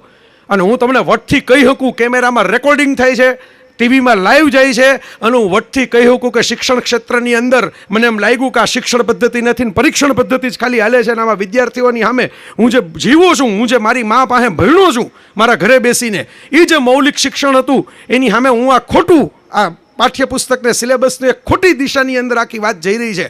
તમને આજે હું ખુમારીથી ને ખુદદારીથી જો વાત રાષ્ટ્ર સેવાની ધબકારની કરી શકું, એક ઝાટકે પેન્શનવાળી આજ સુરતના કનુભાઈ માવાણી વીસી હતા ને સાક્ષી છે, એટલે હું તમને નામ દઈને કહું છું, એક જ ઝાટકે એક જ સેકન્ડમાં નિર્ણય લઈને કે આ કોલસાની દલાલીમાં હું હાથ કાળા નહીં કરું. હું જો ટીકા કરવી હશે તો ફૂટપાથ ઉપર આવીશ, પણ સામે બેહીને કરીશ, આ પગાર ખાઈને નહીં કરું. અને છોડી દીધું. મેં કીધું ને કે આપણે હનુમાન નહોતા કે આપણે પડકારા કરીને લંકા બાળી શકીએ, પણ આપણે જટાયું તો હતા, કેમ કહી શકીએ કે આ ખોટું થાય છે, હું નીકળી જાઉં છું. આ તમારી સામે ઊભો અત્યારે એમને એક લેક્ચર હજી લગી એવું નથી બન્યું, કોઈ મને એમાંથી કહી જાય કે મેં ફોન કરીને કીધું કે જરાક ગોઠવો ને, હમણાં કોઈ દી ગોઠવું નથી, કંઈક મેળ પાડો ને આપણો, એટલે કવર મોટું મળે. સાહેબ, રાષ્ટ્ર સેવા કરવી હોય ને તો એક શબ્દ જેનો ગુજરાતી અનુવાદ મને નથી મળતો, કારણ કે આપણી પ્રજામાં અત્યારે નથી આવ્યો, એક શબ્દ પકડવો પડે. જેમ મેં તમને કીધું ને, 4, એક દંભ છે, એક અહમ છે, એક ભય છે, ડર. બિકલ પ્રજા છે, ભાગી જાય છે, ભેગી થાય છે પણ ભાગી જાય છે ડર લાગે એટલે. અને એક મને બોલતા સંકોચ થાય, કારણ કે મેં થોડુંક પરિશીલન કર્યું છે અધ્યાત્મનું, મને બોલતા સંકોચ થાય. પણ ધર્મ, હું જે ધર્મ કહું છું એ કયો ધર્મ? નરસિંહ મહેતા જે કહી ગયા હતા ને, એ સૌ પ્રપંચ પેટ ભરવા તણા. એના નામે લોકોને જે ઉલ્લુ બનાવવામાં આવે છે ને, એના નામે ફિરકા નવા નવા બનાવે છે ધર્મને માંથી ને, એમાં નવા નવા સંપ્રદાય ને, એમાં ટાંટિયા ખેત ને. સાહેબ, તમે આટલી કથા ભેગી કરીને આખા દેશના જવાનોને ભેગા કરી શકો નનુભાઈ તમે? હું તમને ચેલેન્જ આપું, દુઃખ છે એટલે કહું છું, આમ તમને સમજાવવા માટે કહું છું. આમાં આપણે કંઈ કોઈને ચેલેન્જ આપવી જ નથી, આપણે આપણું સુધારીએ તો ઘણું છે. મારું આંગળું અજવાળું કરું ને તો આપોઆપ શેરી અજવાળી થશે, બધા પોતપોતાના આંગળા અજવાળે. પણ હું તમને ચેલેન્જ આપું, આ દેશના નહીં, તમે પાકિસ્તાનના જનરલને બેહાડી શકશો કોક દી અહીં? બાંગ્લાદેશનો અને મ્યાનમારનો જેટલા પાડોશી છે, ચાઇનાનો જનરલ બેહાડી શકશો? સૈનિકો આવે છે, મેં જોયું છે, બીજા સૈનિકોને રિસ્પેક્ટ કરતા મેં બીજા દેશના સૈનિકોએ જોયા છે. હામાં એ આવીને કોક દી કથામાં બેહી શકશે કે ભાઈ જવાન તો અમે છીએ, અમે તમારી પાસે આવશું. પણ આ દેશના તમામ ધર્મોના ધર્મગુરુને એક મંચ ઉપર બેહાડી દો એટલે હું ટકો કરાવીને તમારી સામે ઊભો રહી જાઉં. વગર તિરુપતિ ગયા એ ટકો કરાવું, હાલો તમારી નજર સામે. ભેગા જ ન થઈ શકે, એક મંચ ઉપર ભેગા ન થઈ શકે. છે એમાં કંઈ બાપુને મેં તમને સરસ્વતી આખે આખી કીધું તો ખરી, પણ એ પોતાની ગંગા વહાવી શકે, પોતાની નદીમાં આપણને ભીંજવી શકે, પણ બધી નદીઓનો સંગમ નથી થઈ શકે એમ, કારણ કે પેલો અહમ આવી જાય સાડો, ઈગો. 4 શબ્દોને આપણે દૂર કરી શકીએ ને આ દેશની અંદર. અને એક શબ્દ મેં કીધો કે જેનો અનુવાદ નથી થઈ શકતો, ઇન્ટેગ્રિટી. એવો જ એક બીજો શબ્દ છે, એકાઉન્ટેબિલિટી. મારું કામ છે અને મારાથી થયું નથી, આ એકાઉન્ટેબિલિટી, આ ઇન્ટેગ્રિટી, આ વફાદારી હું આ કરી શકું. સાહેબ, રોબર્ટ ક્લાઇવ તો ઈસ્ટ ઇન્ડિયા કંપનીનો એક ક્લાર્ક હતો. એ થોડો કંઈ ભારત જીતવા માટે આવ્યો હતો, એને તો ખબર નહોતી કે ભારત કઈ દિશામાં આવ્યું. મારતો પછાડતો 14 સૈનિકો સાથે બંગાળ જાણે કબજે કરી લીધું એક ઝાટકે, અને વાઇસરોય થઈને નીકળો અહીંથી, ગવર્નર જનરલ એવા બધા ખિતાબો થઈ ગયા, અને ઈસ્ટ ઇન્ડિયા કંપની અંગ્રેજોએ ભારત કબજે કરી લીધું. 190 વર્ષ રાજ કર્યું. એ રોબર્ટ ક્લાઇવે એની ડાયરીમાં લખ્યું છે ને, એ એવું લખ્યું છે કે આ દેશની પ્રજા જેને પૈસા જે એને આપે ને એને વફાદાર છે, આદર્શો અને સિદ્ધાંતોને વફાદાર રહી શકતી નથી. અહીં રાજ કરવું હોય તો પૈસાથી કરી શકાય. તમે થોડાક પૈસા આપો ને, ઇનામ આપો ને, ખિતાબ આપો ને, એને વફાદાર રહેશે. આ સૈનિક એક એવો છે કે જે લોહી વહાવડાવી શકે, બાકી તો બધા મેં તમને કીધું એમ હમણાં દાખલા તો આપ્યા ઘણા બધા. એટલે મિત્રો, આજે ઇન્ટેગ્રિટી, એકાઉન્ટેબિલિટી, હું જે તમને જે દિશામાં લઈ રહ્યો છું રાષ્ટ્ર સેવાના ધબકારની, જેમ સૈનિક આપણો હીરો છે, એમ તમે વિચાર કરો કે હીરો કોને કહેવાય? કોણ hero? Film star hero? Fashion model hero? Cricketer hero? છે, ભલે સારું કામ કરે છે, એ દેશ માટે જોઈએ, સારા રમતવીરો જોઈએ, દેશને ઓલિમ્પિકના મેડલ લઈ આવી શકે એવા કસરતી જુવાનિયાઓ જોઈએ, સ્ત્રી અને પુરુષ જોઈએ, મજબૂત શરીરવાળા, ફિટવાળા. બરાબર છે, એગ્રી. પણ હીરોની વ્યાખ્યા કોને કેવી? એવા હીરો આપણે તો અડધા નથી થઈ શકતા. અક્ષય કુમારે કીધું કે રાતના 9 વાગે હું સુઈ જાઉં છું ને સવારે 5 વાગે ઉઠી જાઉં છું, 4 કલાક કસરત કરું છું, ત્યારે 2 ઘીવાળા પરોઠા ખાઉં છું 4 કલાક કસરત કરીને. એ આપણાથી તો નથી થતું.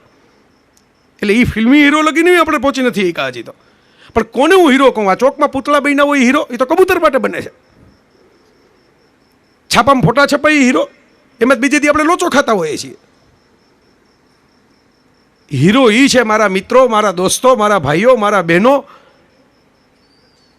હીરો કોને કહેવાય? હું તમને એક ઉદાહરણ આપું. એક નિર્જા ભનોત નામની એર હોસ્ટેસ, હજી એને રિલેશનશિપના કોયડા ઉકેલવાની ઉંમર નહોતી, મેરેજને લવના કોઈ સિદ્ધાંતો હોય પૂરી ખબર નહોતી, એ ઉંમર હતી. અને એર હોસ્ટેસ હતી, સોલ્જર નહોતી, યાદ રાખજો. રિસેપ્શનિસ્ટનું કામ કરવાનું એને હતું, લડવાનું કામ નહોતું કરવાનું. પણ એક જ સ્ત્રી છે આ પૃથ્વી ઉપર, આટલા બહેનો બેઠા છે, એણે ગૌરવ લેવું જોઈએ કે આ પૃથ્વી ઉપર એક જ એવી સ્ત્રી છે કે જેને ભારત, પાકિસ્તાન અને અમેરિકા ત્રણેયનો બ્રેવરી એવોર્ડ એક સાથે મળ્યો હોય. આવું બીજું કોઈ પાત્ર જ નથી આ ધરતી ઉપર. અમેરિકાનો, ભારતનો અને પાકિસ્તાનનો બ્રેવરી એવોર્ડ એક સાથે મળ્યો હોય. કારણ કે લિબિયાના, પેલેસ્ટાઇનના વાળા ત્રાસવાદીઓએ જ્યારે ફ્લાઇટનું અપહરણ કર્યું, પિક્ચર બની ગયું સોનમ કપૂર વાળું, હજી ઇતિહાસ ખબર ન હોય ઘેર જઈને જોઈ લેજો. બનેલો કિસ્સો છે. અને એર હોસ્ટેસ તરીકે ડ્યુટી ઉપર હતી. એની ડ્યુટી નહોતી કે ત્રાસવાદીઓ સામે ફાઇટ કરવી. એ બેઠી ત્યારે એને ખબર નહોતી કે મારે આ ડ્યુટી કરવાની આવશે. પણ ઇન્ટેગ્રિટી, એકાઉન્ટેબિલિટી, મને સોંપાયેલું કામ જોવાવાળો મારો ઠાકર ધણી છે. આ મારો ઉપરનો બોસ નથી, પગારના ચેક ઉપર સહી કરવાવાળો. એ અંદર બેઠેલો આતમરામ જોઈને એમ કહેશે કે આ કામ સારું થયું કે ખરાબ થયું, એને મારે હિસાબ દેવાનો છે. એ દેશ બનાવે છે મારો, એ માનવ બનાવે છે, એ મારા શરીરની અંદર લોહી વેવડાવે છે, મને સવારે જગાડે છે, મને રાતના ઊંઘાડે છે. એના માટે મારે જીવનમાં કામ કરવાનું છે. એ એટીટ્યૂડથી કામ કરનારી સ્ત્રી હશે. એને ચાન્સ હતો પહેલી વાર તો જ્યારે ત્રાસવાદીઓ પાયલોટમાં ઘૂસ્યા ત્યારે તો દરવાજાની પાસે ઊભી હતી, ઉતરી જવાનો ચાન્સ હતો, ન ઉતરી. સિગ્નલ મોકલાવ્યા બહાર પાયલોટને જવા દીધા, પોતે ન ઉતરી. બધાના પાસપોર્ટ ભેગા કર્યા. અંદર પાકિસ્તાનના પેસેન્જર હતા અને બ્રિટનના અને અમેરિકાના પેસેન્જર હતા. પણ ખબર ન પડે કયા દેશનો કોણ છે, એટલે કોઈ આડેધડ મારવા ન માંડે એટલા માટે બધાના પાસપોર્ટ ભેગા કરીને છુપાવ્યા. અંતે લાઇટ બંધ કરી દીધી, પાછળનો ઇમરજન્સી ગેટ ખોલ્યો. ત્યાંથી પોતે જ ગેટ ખોલીને સામે ઊભી હતી. સ્ત્રી તરીકે લીગલ અધિકાર છે. જહાજ ડૂબતું હોય, વિમાન ક્રેશ થયું હોય ત્યારે બાળકો અને સ્ત્રીઓ લખેલું તમને વાંચવા મળશે. એને પહેલાં એક્ઝિટ લઈ લેવાની, બાકીના પછી બધી જાય. એ નીકળી શકે એમ હતી, કોઈ એને કંઈ કહી શકે એમ નહોતું. એને ડ્યુટી તો ઉલટાની ઓવર ડ્યુટી કરી હતી. 2 વાર તો સામે જીક ઝીલી હતી ત્રાસવાદીઓની, તો એ બાકીના પેસેન્જરોને નીકળવા દીધા ને પોતે ગોળી ખાઈને મરી ગઈ છેલ્લે. આ હીરો. સોલ્જરની ટ્રેનિંગ લીધા વગર પણ જરૂર પડે તો સોલ્જરનો એટીટ્યૂડ બનાવી શકાય. આ તાજ હોટલની અંદર જ્યારે ત્રાસવાદીઓએ કબજો કરેલો હતો અને તાજ હોટલના રિસેપ્શનિસ્ટ કોઈ ફાઇટર નહોતા, એ કોઈ પોલીસની નોકરી નહોતા કર્યા. એ ઘરેથી નીકળ્યા હોય ત્યારે એમ કહીને આવી છે કે આજે અમે જંગ લડવા માટે જઈએ છીએ. હું એની પત્ની આમ ચાંદલા તિલક કરીને મોકલ્યા હશે. એ તો સ્ત્રીઓ હતી, પત્નીની હું કામ આપણે વાત કરવી? સ્ત્રી હતી રિસેપ્શનિસ્ટ તરીકે. પણ એણે એમ કીધું કે અમારી હોટલ, અમારી ડ્યુટી, અમારા કસ્ટમર જ્યાં લગી અહીં સલામત નથી ત્યાં લગી અમે આ ડ્યુટીની જગ્યા મૂકીને નહીં જાય ને ગોળી ખાઈ ખાઈને લાશ પડીને ત્યાં. આ હીરો. જરૂરી નથી કે સરહદ ઉપર લોહી વેવડાવી શકે એ જ સૈનિક બની શકે સાહેબ. રાષ્ટ્ર સેવા માટે આપણે કચરાના રેપરે ન ફેંકીએ ને ગમે ત્યાં, એ એક રાષ્ટ્ર સેવા જ છે. એટલું તો આપણે કરી શકીએ. આ ધબકાર આપણે પેદા કરવાનો છે આ કથાના માધ્યમથી. મને ખબર છે કે એ 1,00,000-1.5 લાખ મને ભેગું થાય તને નાનુભાઈ જમાડી શકશે, પણ એ કંઈ થોડા મોરચા સંભાળવા જવાના છે. પણ આ સ્પિરિટ પેદા થાય નેશનાલિટીનો, આ સ્પિરિટ પેદા થાય એક બનવાનો, આ સ્પિરિટ પેદા થાય દેશને માટે ઉપયોગી થવાનો. આપણે ગાયને માં કહીએ ને ગાયનું દૂધ ન પીએ. ગાયનું દૂધ પી નથી શકતા, ગાયનું ઘી નથી મળતું ચોખ્ખું. આખી દુનિયામાં, આખે જ્યાં ફોર્ચ્યુન 500 કંપની છે, જે દુનિયામાંથી આ બધા આટલી અબજપતિઓની કંપનીઓની બ્રાન્ડ આવે છે, એપલ આવે છે ને માઇક્રોસોફ્ટ આવે છે ને કોકોકોલા આવે છે ને મેકડોનાલ્ડ આવે છે, આવી અબજોની બ્રાન્ડ નેમ જ્યાંથી આવે છે એ દેશોમાં ગાયનું દૂધ પીવાય છે, ગાયનું ઘી ખવાય છે. કારણ કે અહીંયા બીજું કોઈ દૂધ પીવાતું જ નથી, કાઉ મિલ્ક જ છે. જ્યાંથી ઓલિમ્પિકના મેડલ જીતનારા 100 વર્ષોથી એથ્લીટ્સ પેદા થાય છે, ટેનિસના ચેમ્પિયન પેદા થાય છે, ફૂટબોલના ચેમ્પિયન પેદા થાય છે, ત્યાં ગાયનું દૂધ પીવાય છે. ને આપણે ગૌ માતા ગૌ માતા ગૌ માતા કરીને ગૌ માતાને રઝળતી મૂકી દીધી. ગૌ માતા પ્લાસ્ટિક ખાવા માંડ્યા. તો મારા મિત્રો, આ રાષ્ટ્ર સેવાનો ધબકાર ઊભો કરવો હશે તો બીજું કાંઈ નહીં, મારાથી મારે શરૂઆત કરવી પડશે. જેટલું થાય એટલું. મેં તમને કીધું એમ કે હું શિક્ષણ ઉપર બોલવાનો અધિકારી ત્યારે કહેવાઉં કે જ્યારે એ જોખમ લઈને પણ છોડીને પણ હું સામે ઊભો હું, તો કહી શકું 2 વાત. હું આચરણ એક કરું ને વાત બીજી કરું, એવો દંભ કરવા માંડું તો રાષ્ટ્ર સેવાનો ધબકાર મારામાં ખીલે નહીં. આપણો વારસો છે આ. આપણને મળ્યો છે વિરાસતની અંદર. કૃષ્ણએ કેટલી મહેનત કરી બધાને ભેગા કરવા માટે, સુધર્મ સભા ઊભી કરી, પોતે રાજપાટ ન લીધું. એક પણ જગ્યાએ જ્યાં રાજાઓને હરાવ્યા છે કૃષ્ણ પોતે નથી ગોઠવાઈ ગયા, એના સંતાનોને બેસાડીને નીકળ્યા છે બધી જગ્યાએ. આટલી મહેનત કરી કૃષ્ણને ભેટમાં આપણે હું યાદવા સ્થળી આપી છેલ્લે. અંદરો અંદર એનું કુટુંબ હમામે બરબાદ થઈ ગયું. આ શીખવાનું છે આપણે. આ આપણો ધબકાર જે તેજ નથી થતો, મજબૂત નથી થતો, આપણું કલેજું જે જોરદાર નથી થતું. આખો ઇતિહાસ તમે જોઈ લ્યો, રામાયણની અંદર વાલી મર્યો હોય તો કેવી રીતે મર્યો? સુગ્રીવને કારણે. રામને વનવાસ કોણે અપાવ્યો? મંથરાને કઈ ઘરના મેમ્બર હોય. અને રાવણ કેવી રીતે મર્યો? વિભીષણને કારણે. રામાયણના જમાનાથી આ ઇતિહાસ હાઈલો આવે છે. ઘર ફૂટે ઘર જાયનો. કમસે કમ આપણે સંકલ્પ લઈએ ને કે એક પરિવારને, એક દેશવાસી બનીને રહેશું, તો એમ માનું છું કે સરદાર પટેલની મૂર્તિ કરતાંય સરદાર પટેલનો આત્મા પ્રસન્ન થઈ જશે આપણી ઉપર. આ સપનું જોવા માટે એણે ભારતને એક કર્યું, બધા રજવાડાઓ એક કર્યા. તૂટેલા ચશ્માની દાંડી સાંધીને રહેતા. સાહેબ, સરદારનું સરનામું નથી. સરદારનું સરનામું ક્યાં? સરદારનું ઘર ક્યાં? દિલ્હીમાં બીજાના ઘરમાં રહેતા હતા. આ બારડોલી સ્વરાજ આશ્રમમાં અમારા પ્રજ્ઞાબેન ને નિરંજનાબેન ને બધા મને વાત કરતા હતા, સૌથી વધારે સમય રહ્યા, પણ એનું પોતાની માલિકીનું ઘર નહીં. બેરિસ્ટર હતા, ધારત તો પહેલાં પોતાનું ઘર તો હાજુ કરત. મણિબેન પાસે પહેરવાની પૂરી હાડી નહોતી, એના દીકરી પાસે જેની ભેગા ને ભેગા રહ્યા. 300 રૂપિયા જેવી સિલક સાથે સરદાર ગુજરી ગયા. પણ શું કામ?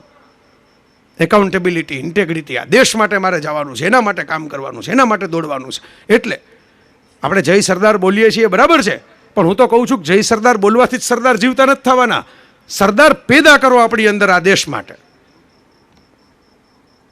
કે હું મારો રસ્તો જાતે કરીશ, હું મારા દેશને એક બનાવીને રહીશ, હું વિભાજન નહીં કરું, હું ભેગા કરીશ બધાને, સંગઠિત થઈશ, અન્યાય સામે અવાજ ઉઠાવીશ. આ કરી શકાય એવી વાત છે. આ કંઈ અઘરી વાત નથી. આપણા પૂર્વજો કરી ગયા આટલી બધી વખત. તો મારા મિત્રો, છેલ્લી વાત કરીને આપણે સમાપન તરફ જઈએ, કારણ કે રાષ્ટ્રના કાયદાને માન આપવું પડે.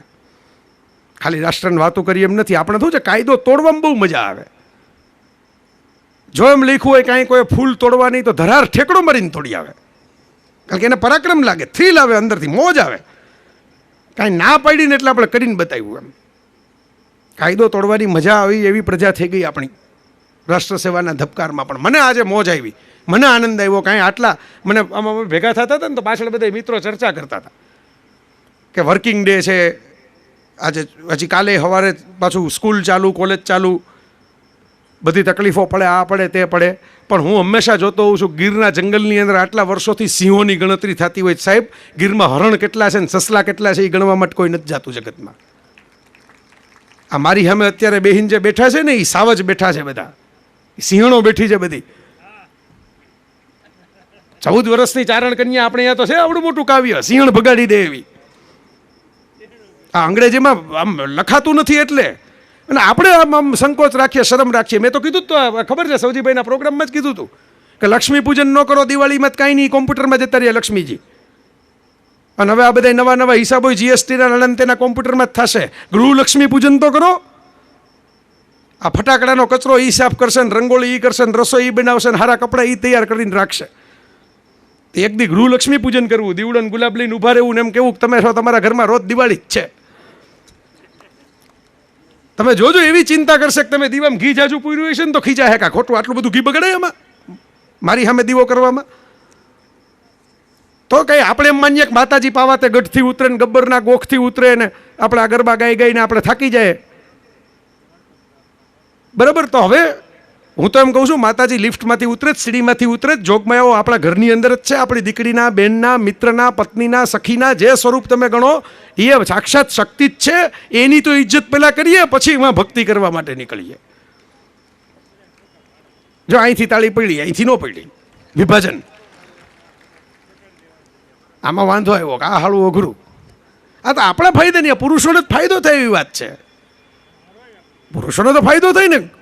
તમારો ઘરનો મોરચો, હમણાં તો આપણે વાત કરી કે આપણે લડવા નથી જઈ શકતા, પણ મોરચો આપણે ટેકો કરીને બેઠા. કાંજીભાઈ શું બોલ્યા કે આપણે વિશ્વાસ અપાવવાનો છે આપણા સૈનિકોને કે આખું હિન્દુસ્તાન તમારી ભેગું બેઠું છે, તમારી ચિંતા અમારી ચિંતા છે, તમારું દુઃખ અમારું દુઃખ છે. તો આપણો ઘરનો મોરચો સંભાળે ત્યારે આ બધા અહીં પરાક્રમીઓ બેઠા છે એ બહાર નીકળી શકે ને, નહીંતર એની બધી શક્તિ ઘરના મોરચે વેડફાઈ જાય.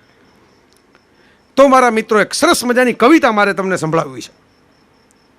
એક મને ગમતી બહુ કવિતા, સૈનિકોની કવિતા છે. એક જુસ્સો આપણે ઊભો કરવાનો છે આ કથા માટે. પાછું આમ હાંજ પડે મને ઘણા આવીને પૂછવા આવે તમે બોલો ને બહુ મજા આવે ને પછી કાંટો ઉતરી જાય. હું કેમ એને જાણે કાવો પીવડાવતો હું, કાંટો ઉતરી જાય. એટલે હું કહું તમારે નાહવું તો રોજ પડે ને, કે એક દી આજે નાહવું તો દિવાળી લગી હાલે? એટલે કે ના, નાહવું તો પરસેવો પડે, મેલ ચોંટે, નાહવું તો રોજ પડે, નખે કાપવા પડે, વાળ હરખા કરાવવા પડે. તો સારા વિચારોનું એવું છે કે એમાં વારંવાર સ્નાન કરતા રહેવું પડે. નહીંતર આજે નાનુભાઈએ પ્રોગ્રામ રાખ્યો ને આપણે બધા વાવા કરતા ઘર ભેગા થશું અને પછી કાંટો કાલ ઉતરી જાય પછી કથાને તો હજી વાર છે. તો એ આપણે તમે સૈનિકોનો તો વિચાર કરો, એને તો ખબર જ નથી ક્યારે કયા ખૂણેથી ગોળી આવવાની છે, છતાં એ કાંટો ચડાવીને રાખે છે ને પોતાનો આજીવન. તો એ સૈનિકો માટે હરિઓમ પવાર નામને કવિએ જે કવિતા લખી છે એના થોડાક અંશો, કવિતા તો બહુ લાંબી છે પણ થોડાક અંશો હું તમને સંભળાવું છું. શું કામ આપણે આ કથા કરવી જોઈએ, શું કામ આપણે એમાં જોડાવવું જોઈએ, શું કામ એમાં ઉદારતે ફાળો નોંધાવવો જોઈએ, શું કામ મેં કીધું એવા 20-20 રૂપિયા બીજું કાંઈ નહીં તો એટલું આપણે કરવું જોઈએ. એનું એક આ સૂત્ર છે એટલે હું તમને કહું છું. મેં કેશવ કા પાંચજન્ય હું, केशव का पांचजन्य, शंख युद्ध में वगाड़वानो कृष्णनो. मैं केशव का पांचजन्य हूँ, गहन मौन में खोया हूँ, उन बेटों की याद कहानी लिखते लिखते रोया हूँ, जिनके माथे कुमकुम बिंदी वापस लौट गई, चुटकी झुमके पायल लेके कुर्बानी की अमराई, कुछ बहनों की राखी जल गई है बर्फीली घाटी में, वेदी के गठबंधन मिल गए हैं सीमा की माटी में. बहुत अद्भुत कविता है. पर्वत पर कितने सिंदूरी सपने दफन हुए होंगे, 20 बसंतों के मधुमासी जीवन हरण हुए होंगे, टूटी चूड़ी धूला महावर रूठा कंगन हाथों का, कोई मोल दे नहीं सकता इन बासंती जज्बातों का. બહુ લાંબી મેં કીધું એમ પણ હું તમને ટૂંકી કરીને સંભળાવું છું. जो पहले पहले चुंबन के बाद लाम पर चला गया, नहीं दुल्हन की सेज छोड़कर युद्ध काम पर चला गया, उसको भी मीठी निंदों की करवट याद रही होगी, खुशबू में डूबी हुई यादों की सलवट याद रही होगी, उन आंखों की 2 बूंदों में सातों सागर हारे हैं, जब मेहंदी वाले हाथों ने मंगल सूत्र उतारे हैं. गीली मेहंदी रोई होगी चुपके घर के कोने में. જે પરિવારની મદદ કરવાની આપણે આમ પરિવાર એટલે આપણે છાપામાં છપાયેલો ફોટો નહીં સાહેબ, 24 કલાક જીવાતી જિંદગી છે પરિવાર. એક માણસનો જીવ એક સૈનિક બચાવે ને તો એની પાછળ એક આખું કુટુંબ, એના આધારે ટકેલા મિત્રો, એનું આખું એક યુનિવર્સ બચતું હોય છે એની ભેગું. તાજા કાજલ છૂટા હોગા ચુપકે ચુપકે રોને में, जब बेटे की अर्थी आई होगी सूने आंगन में, शायद दूध उतर आया हो बूढ़ी माँ के दामन में, वो विधवा पूरी दुनिया का बोझा सर ले सकती है, जो अपने पति की अर्थी को भी कांधा दे सकती है. मैं ऐसी हर देवी के चरणों में शीश झुकाता हूँ, इसलिए मैं कविता का हथियार बनाकर गाता हूँ. जो सैनिक सीमा रेखा पर ध्रुव का तारा बन जाता है, उस कुर्बानी के दीपक से सूरज भी शर्माता है. મારી પાસે શબ્દો છે, હું કવિ નથી એટલે મારે ઉધાર લેવું પડ્યું. જો એમ આપણે બધા સૈનિક નથી પણ આપણે જેમ હું આ કવિતાના શબ્દો ઉધાર લઉં છું એમ આપણે બાપુના અને નનુભાઈના બધા મિત્રોના યજ્ઞમાં આપણે એ કવચ તો લઈ શકીએ ને કે ભાઈ હું આટલું કરી શકું એમ, એટલે હું આ ઉધાર લઈને તમને કહું છું. તો गरम दहानों पर तोपों के जो सीने आ जाते हैं, उनकी गाथा लिखने को अंबर छोटे पड़ जाते हैं, उनके लिए हिमालय कंधा देने को झुक जाता है, कुछ पल सागर की लहरों का गर्जन रुक जाता है, उस सैनिक के शव का दर्शन तीर्थ जैसा होता है, चित्र शहीदों का मंदिर की मूर्त जैसा होता है, जिन बेटों ने पर्वत काटे हैं अपने नाखूनों से, उनकी मांग नहीं दिल्ली के कोई कानूनों से. આ કોઈ કાયદાની વાત નથી, આપણા હૃદયના વાત છે, આપણા દિલના સંવેદનાની વાત છે.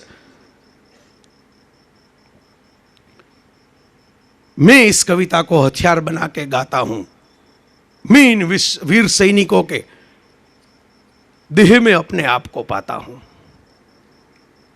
अपना पर्दा ऊपर कोक अमिताभ बच्चन ने, कोक सनी देओल ने, कोक अक्षय कुमार ने आम फाइट करता हो ने आपने केम अंदर आपने सिंघम जेवुं सुरातन चढ़ी जाए, आ बराबर है, धोकावी नाखो, धबधबावी नाखो, बाहुबली आम धबधबाटी बोलावी दे એટલે આપણને મજા આવે. બરાબર છે, આ ભલ્લાલનું માથું આમ ઉડાડી દીધું, આમ કરી નાખ્યું, આ બાહુબલી એમ કે આ વીર પુરુષ. એક ક્ષણે આપણે બાહુબલી થઈ જાય છીએ અંધારામાં થિયેટરમાં બેઠા બેઠા. એક ક્ષણે, એ મિનિટે આપણે એમ થઈ જાય કે મેં આ પરાક્રમ કરી બતાવ્યું. એમ આપણે આ કથાની અંદર એ લેવલે ઇન્વોલ્વ થવાનું છે સાહેબ. પડદા ઉપર દેખાતી કાલ્પનિક બાહુબલીની કહાનીની અંદર જો આ દેશની અંદર આટલા બધા લોકો જોઈ શકે. પડદા ઉપર દેખાતી દંગલ જેવી કુસ્તીની વાર, જે પડદા ઉપરની કુસ્તી છે, ખરેખર તો કુસ્તી જ્યારે કોમનવેલ્થમાં લડાડી ત્યારે કોઈ જોયું નહીં હોય કે ફોગટબેનો ક્યારે જીતી હતી. પડદા ઉપરની કુસ્તી માટે આ દેશની અંદર જો 500 હજાર કરોડના બિઝનેસ ભેગા થઈ જાય, 1500 કરોડની આવક ભેગી થઈ જાય પડદા ઉપરના બાહુબલીઓ અને દંગલ માટે, તો સાહેબ રિયલ લાઈફના જે બાહુબલી જે દંગલ કરી રહ્યા છે આ દેશની સરહદ માટે, પોતાના પર્સનલ વેર માટે નહીં, પોતાના ફાયદા માટે, પોતાના ઘર ભરવા માટે નહીં, એના માટે આ સુરતની અંદર આ રાષ્ટ્રકથાની અંદર હું તો કહું છું 121 કરોડ રૂપિયા કેમ ભેગા ન થાય? ફિલ્મ 3 કલાકમાં પૂરી થશે, કથા તો 9 દિવસ ચાલવાની છે. પ્રભાસ તો બાહુબલીનો રોલ કર્યા પછી નિરાતે ઘેર જઈ અને બાથરૂમની અંદર કોઝી આમ નિરાતે સોફા ઉપર બેઠો બેઠો 9 બાથરોબ પહેરીને બેઠો બેઠો ટીવી જોતો હશે. એ લક્ઝરી આ સૈનિકને કોઈ દી મળવાની નથી. દંગલ કબીરા કહે છે પછી આમિર ખાન તો 50 ફિલ્મ ફેસ્ટિવલની અંદર પોતાની ફિલ્મ લઈને 5 સ્ટાર હોટલમાં એન્ટ્રી કરીને બેઠો હશે. પણ આ દંગલ જે લડવાનું છે એ મેં કીધું એમ એ દંગલ પછી તો મેડલ મળે કે નહીં એનો કોઈ સવાલ છે. આ થોડી પર્સનલ કોઈ લડાઈ છે, આ થોડું બાપે માયરા વેર લડવાના છે. તો મારા મિત્રો, એટલી સમજણ આપણામાં હોવી જોઈએ. કોઈ પણ, હું તો કહું છું સમાજના દરેક અંગ માટે, જેમ આજે સૈનિક માટે એક શરૂઆત થઈ એમ સમાજના દરેક અંગ માટે બાપુ તો કરે જ છે. બાપુ તો કળાને પણ એટલું પોંખે, ક્યાંક સાહિત્યની વાત આવે તો ન્યાય પોતાનો હાથ ખુલ્લો રાખે. તો કે જ છે કે ભાઈ આપણે સુધારક પછી પહેલાં સ્વીકારક છીએ, બધાનો સ્વીકાર કરવો. આ સુરતમાં જ્યારે પહેલાં રેશનાલિસ્ટ મિત્રો બધાએ કીધું કે શૌચાલય ટોયલેટની જરૂર પહેલાં છે, મંદિરો તો બહુ બન્યા, તો બાપુએ શૌચાલય માટે આ સુરતની અંદર કથા કરાવી. હાલો હું ટોયલેટ માટે કથા કરવા માટે તૈયાર છું. આ જ્યારે કાંઈ નહોતું હજી આપણે મિશન, એ જમાનાની વાત છે. તો મેં જોયું છે કે બાપુ બેલેન્સ કરે છે બધી જગ્યાએ. એમ નહીં કે એક જ વાત ઊંચે થાય, ખાલી એક જ બાબતમાં આપણું ફંડ જાય એમ નહીં. બધી જગ્યાએ જ્યાં કોઈ સારું કામ કરતું હોય, કોઈ ગાયો માટે સારું કામ કરતું હોય ત્યાં જાય, કોઈ અંધજન માટે સારું કામ કરતું હોય ત્યાં જાય, કોઈ બાળકોને ભણાવવા માટે કામ કરતું હોય તો ત્યાં જાય, કોઈ દીકરીઓ માટે કંઈક મહેનત કરતું હોય ત્યાં જાય, કોક કે કેદારનાથમાં મકાન બનાવવા છે, કોક કે આસામની અંદર પૂર રાહત કરવી છે. બધી જગ્યાએ મોરારી બાપુ, પણ એક મોરારી બાપુ છે આપણી પાસે, બીજો તો છે નહીં. પણ જે એક છે એને તો આપણે આદરથી એને તો એમ બતાવી દઈએ કે ના ના, તમે જો બાપુ તરીકે અમારી વચ્ચે આ સૈનિકો માટે કથા કરવા માટે પલાઠો મારીને આ ઉંમરે બેસવાના હો 9 દિવસ માટે, તો અમે એ પ્રજા છીએ કે જે આ વેલેન્ટાઇન સિનેમા ને રાહુલ રાજ મોલ ને VR મોલ ને આ મોલ ને તે મોલ ને એની અંદર જ આટા મારવા માટે ટેવાયેલી નથી. એ ખાલી ઘુડદોડ રોડ ઉપર ને વરાછા રોડ ઉપર જ આટા મારવા માટે ટેવાયેલી નથી. એ ખાલી આમ કાંઈ રતાળુની પૂરી ખાઈ લીધી અને ભજીયા ખાઈ લીધા અને મિલ્કશેક પી લીધા અને આઈસ્ક્રીમ ખાઈ લીધા એમાં માટે જ ટેવાયેલી નથી. અમે ધારીએ તો અમે અહીં ભેગા થઈને પરાક્રમ કરી શકીએ એમ છીએ. પછી ખાઓ આઈસ્ક્રીમ, પછી કરો જલસા, પછી ખાઓ પીઝા, જે ખાવું હોય ખાઓ, પણ પહેલાં સાબિત તો કરીને બતાવો કે અમે કમાણા છીએ, અમે આટલું કરીને આપ્યું છે, પછી અમે આ હાથ ડાળ્યો છે આ આનંદને, મનોરંજનને. તપ કરો પછી ફળ ખાઓ. તો મારા મિત્રો, ખૂબ આનંદ થયો. સમય આપણો પૂરો થવામાં છે, 12 વાગી ગયા છે. અને મેં કીધું એમ આપણા દેશના કાયદાનું સન્માન આપણે તો પહેલાં જ કરવું જોઈએ જો આપણે રાષ્ટ્રની વાત કરવા માટે બેઠા હોય તો. કથા આનંદ છે, રાષ્ટ્રના ધબકારની ઘણી વાતો ઘણી ફોર્મ્યુલા કરી શકું, પણ છેલ્લે પૂરે કરતા વખતે બહુ છેલ્લું ખાધું હોય ને એનો ઓડકાર આવે. પહેલાં બધું જે ખવાઈ ગયું હોય ને એના ઓડકાર ન આવે, સૂપના ઓડકાર ન આવે, મુખવાસ ના આવે. એટલે છેલ્લે એક નાનકડી વાત રાખી. તમે એમ કહો કે આ બધું તો અમે કરી શકીએ, આમાં રાષ્ટ્રને ધબકાર આવે આટલું તો કરી શકીએ, આટલું તો અમે બેઠા થઈને કરશું. હું તમને કહું છું કે દેશ માટે તમે સૈનિક થઈને હું નથી લડી શકતો, તમે નથી લડી શકતા, પણ હું જે કરું એટલું તો તમને કહી શકું કે આટલું તમે કરજો, હું કરી શકું છું. હું ફિલ્મ જોઉં છું, મોજ મસ્તી કરું છું, ફ્રેન્ડ્સ લોકો છે, આપણે કંઈ આમ દુનિયા મૂકીને મઠવાળા નથી થઈ ગયા, પ્રેમના લેખો લખીએ છીએ, ગીતો ગાઈએ છીએ, નાચીએ છીએ, મજા કરીએ છીએ. અને છતાંય જો અમુક આદર્શ, અમુક સિદ્ધાંતથી મારા દેશ માટે હું આટલું કરી શકતો હું તો એટલું તો તમે કરી શકો.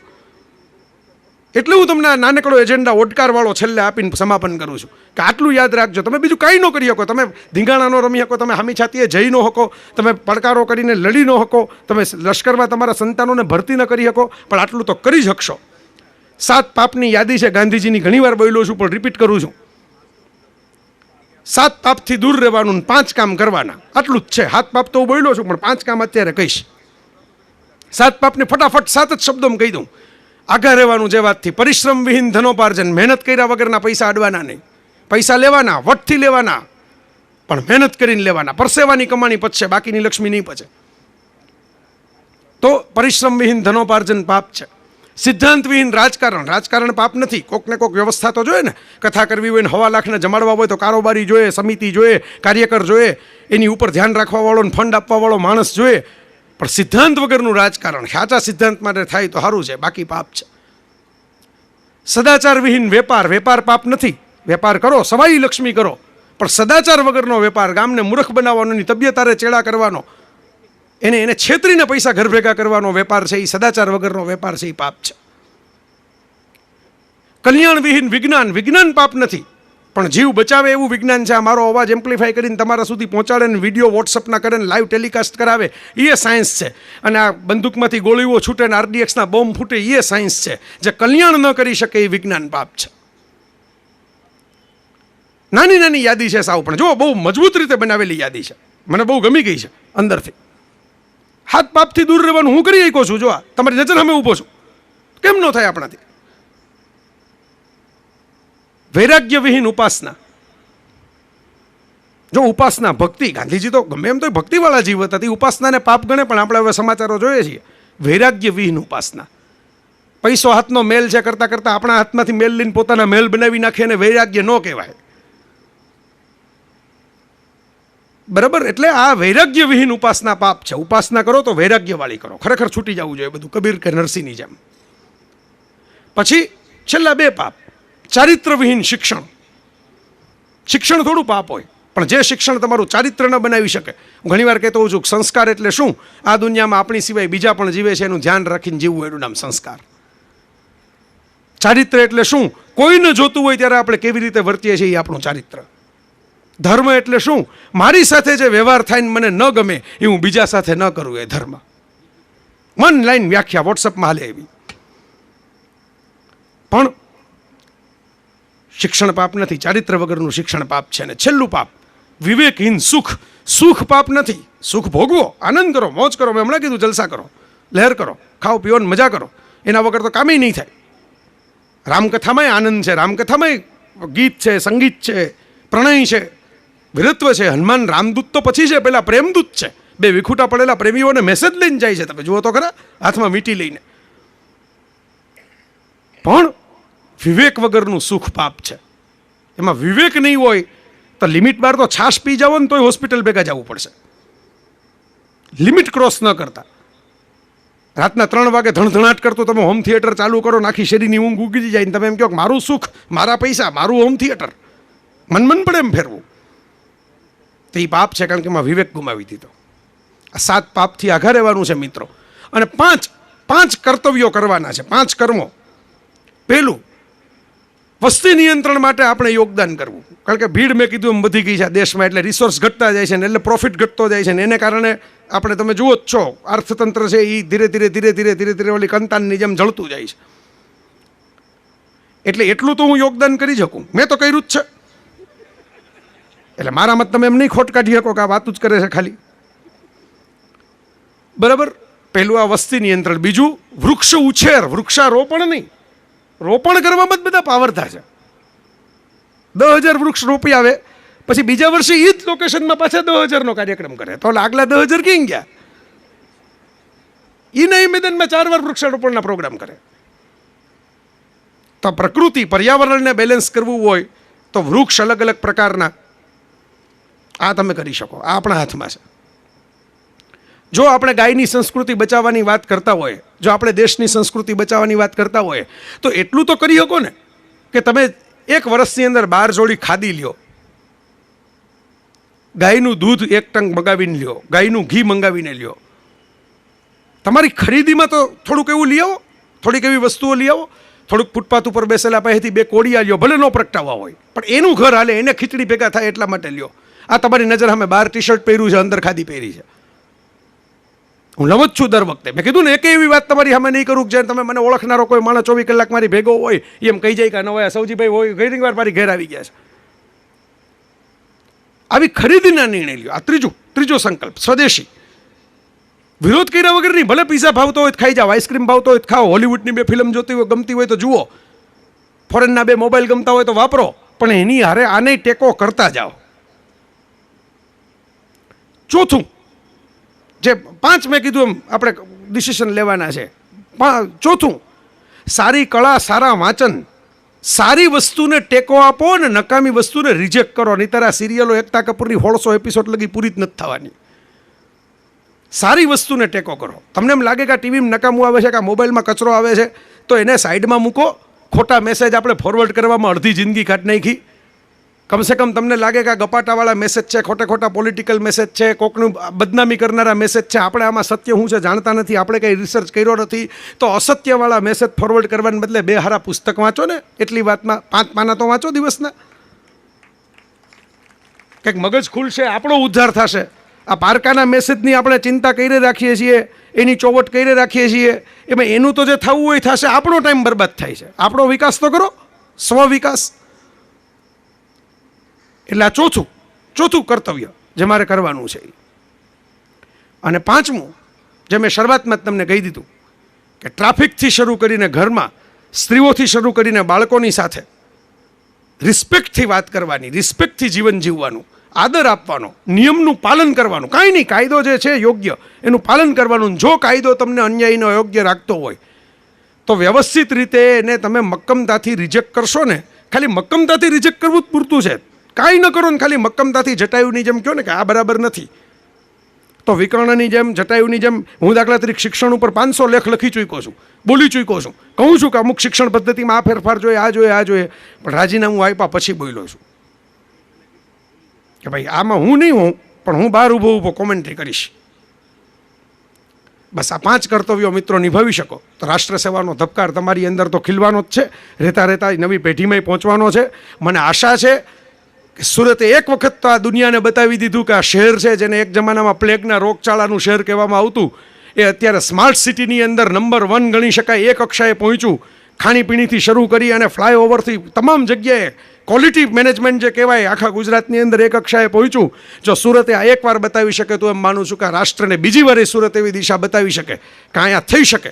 નર્મદનું શહેર છે સાહેબ, કરી શકાય, શું કામ ન કરાય. જોશો, નર્મદનો જોશો રાખશો, યાહોમ કરીને પરો ફત્તે છે આગે, સૌ ચાલો જીતવા જંગ બ્યુગલો વાગે. મર્દ તેનું નામ કોકની વાંચજો નર્મદની આખી કવિતા, અંદરથી આમ તમને થાય કે હાલો આપણે અત્યારે સૈનિક થઈ જાય. તો બસ વીર સત્ય અને રસિક ટેકીપણું, નર્મદે એવું કીધું છે પોતાના માટે, ત્યાંથી હું સમાપન કરું છું. વીરતા રાખો, સત્ય રાખો. વીર સત્ય કોણ? નર્મદ કે હું કોણ છું? વીર બહાદુર છું, સત્યવાળો છું, સાચું બોલનારો છું, સાચું કહેનારો છું, સામે પડકારો કરનારો છું સાચાઈ માટે, પણ બુદ્ધિથી પડકારો કરનારો, લખીને પડકારો કરનારો, અવાજ ઉઠાવનારો, સંગઠિત અવાજ ઉઠાવનારો, કોર્ટમાં જનારો. વીર સત્ય, રસિક ટેકીપણું, પાછો રસિકતા નથી ગુમાવતો. પ્રેમે કરી જાણે, પ્રેમની કવિતા લખી જાણે, આનંદે કરી જાણે, ફરી જાણે. વીર સત્ય રસિક ટેકીપણું. હું તમને કહેતો હતો ને, ઇન્ટેગ્રિટી, કમિટમેન્ટ, આપણું વચન આપણે કીધું આપણે તો કરશું. દરિયા કિનારે કેટલી બધી માછલીઓ તણાઈને આવતી હતી અને એક જુવાન એક માછલીને અંદર પૂગતો હતો અને કોઈક મારા જેવા સ્પીડ બ્રેકર એને કીધું ને સ્પીડ બ્રેકર તો બધાય હોય કે આમાં તો કરોડો માછલી પડી છે, તું કેટલીને જીવતી કરીશ. એટલે એક માછલીને એને તરતી કરીને એમ કીધું કે એક માછલીને જીવતી કરી એમાં આપણું 100% યોગદાન છે, બાકીનું જે હોય એક પરિવાર, એક ઘર સુધી આપણે પહોંચી શકીએ તો 100% યોગદાન છે. એટલે ટેકીપણું, કમિટમેન્ટ, અરી પણ ગાશે દિલથી. મારા દુશ્મને મારી વાત કરતા છે ને તેથી એમ કહેશે કે આ વીરતામાં અને ફૂલ માર્ક, સત્યમાં અને ફૂલ માર્ક, રસિકતામાં અને ફૂલ માર્ક, અને ટેકીપણું, કમિટમેન્ટને, ઇન્ટેગ્રિટીને, એકાઉન્ટેબિલિટીમાં અને ફૂલ માર્ક. હરી પણ ગાશે દિલથી. દુશ્મનોને મારા વખાણ કરવા પડશે દિલથી. બસ આ રાષ્ટ્ર સેવાનો ધબકાર જો અહીં ખીલે એવી પરમાત્માને પ્રાર્થના કરું છું. મારા કરતાં અનેક ગણી વિશેષ વાત તો મોરારી બાપુ તમને આવીને કહેશે. લાવો છે એ માણવો. હું આટલા વર્ષોથી વાંચું છું, દુનિયા ફરું છું, જોઉં છું, પણ હું તમને ઓન કેમેરા પબ્લિકની વચ્ચે બિલકુલ સંકોચ વગર કહું છું કે મોરારી બાપુની કક્ષાએ પહોંચેલો કળા તત્વને સમજનારો કોઈ ધર્મગુરુ મેં મારી લાઈફની અંદર જોયો શું, વાંચ્યો પણ નથી. નહીંતર વાંચીને આપણે એમ લાગે ને કે આટલા વર્ષ પહેલાં કોકા થઈ ગયું હતું. એ સોક્રેટિસથી નરસિંહ બધાને ગોળીને પી જાય એવું વ્યક્તિત્વ છે.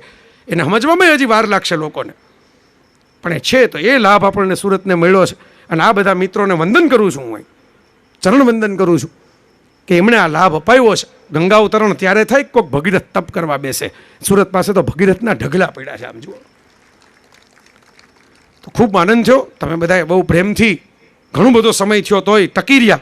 ટકીપણું તો છે જ, ટેકીપણું કહેતા હતા ને, નર્મદી તો છે જ. હવે વીર સત્ય અને રસિક એ આપણે જોઈએ 9 દિવસ કેવા થાય છે. ધન્યવાદ, મને બહુ આનંદ થયો. આજે સામાન્ય રીતે તો હું પ્રવચન પૂરું કરું ત્યારે કોઈક શેરો શાયરીની પંક્તિથી પૂરું કરું, પણ કવિતા જ તમને સંભળાવી દીધી. એટલે આજે તો એક જ વાતથી, કારણ કે હું પોતે જ છું એટલે હું વટથી કહીશ, ગૌરવથી અને ગર્વથી તમારી સાથે કહીશ, ભારત માતા કી, ભારત માતા કી, ભારત માતા કી. આર્યો જય હવે તમારી વચ્ચેથી વિદાય લે છે. ભારતમાં તમારા હાથમાં છે.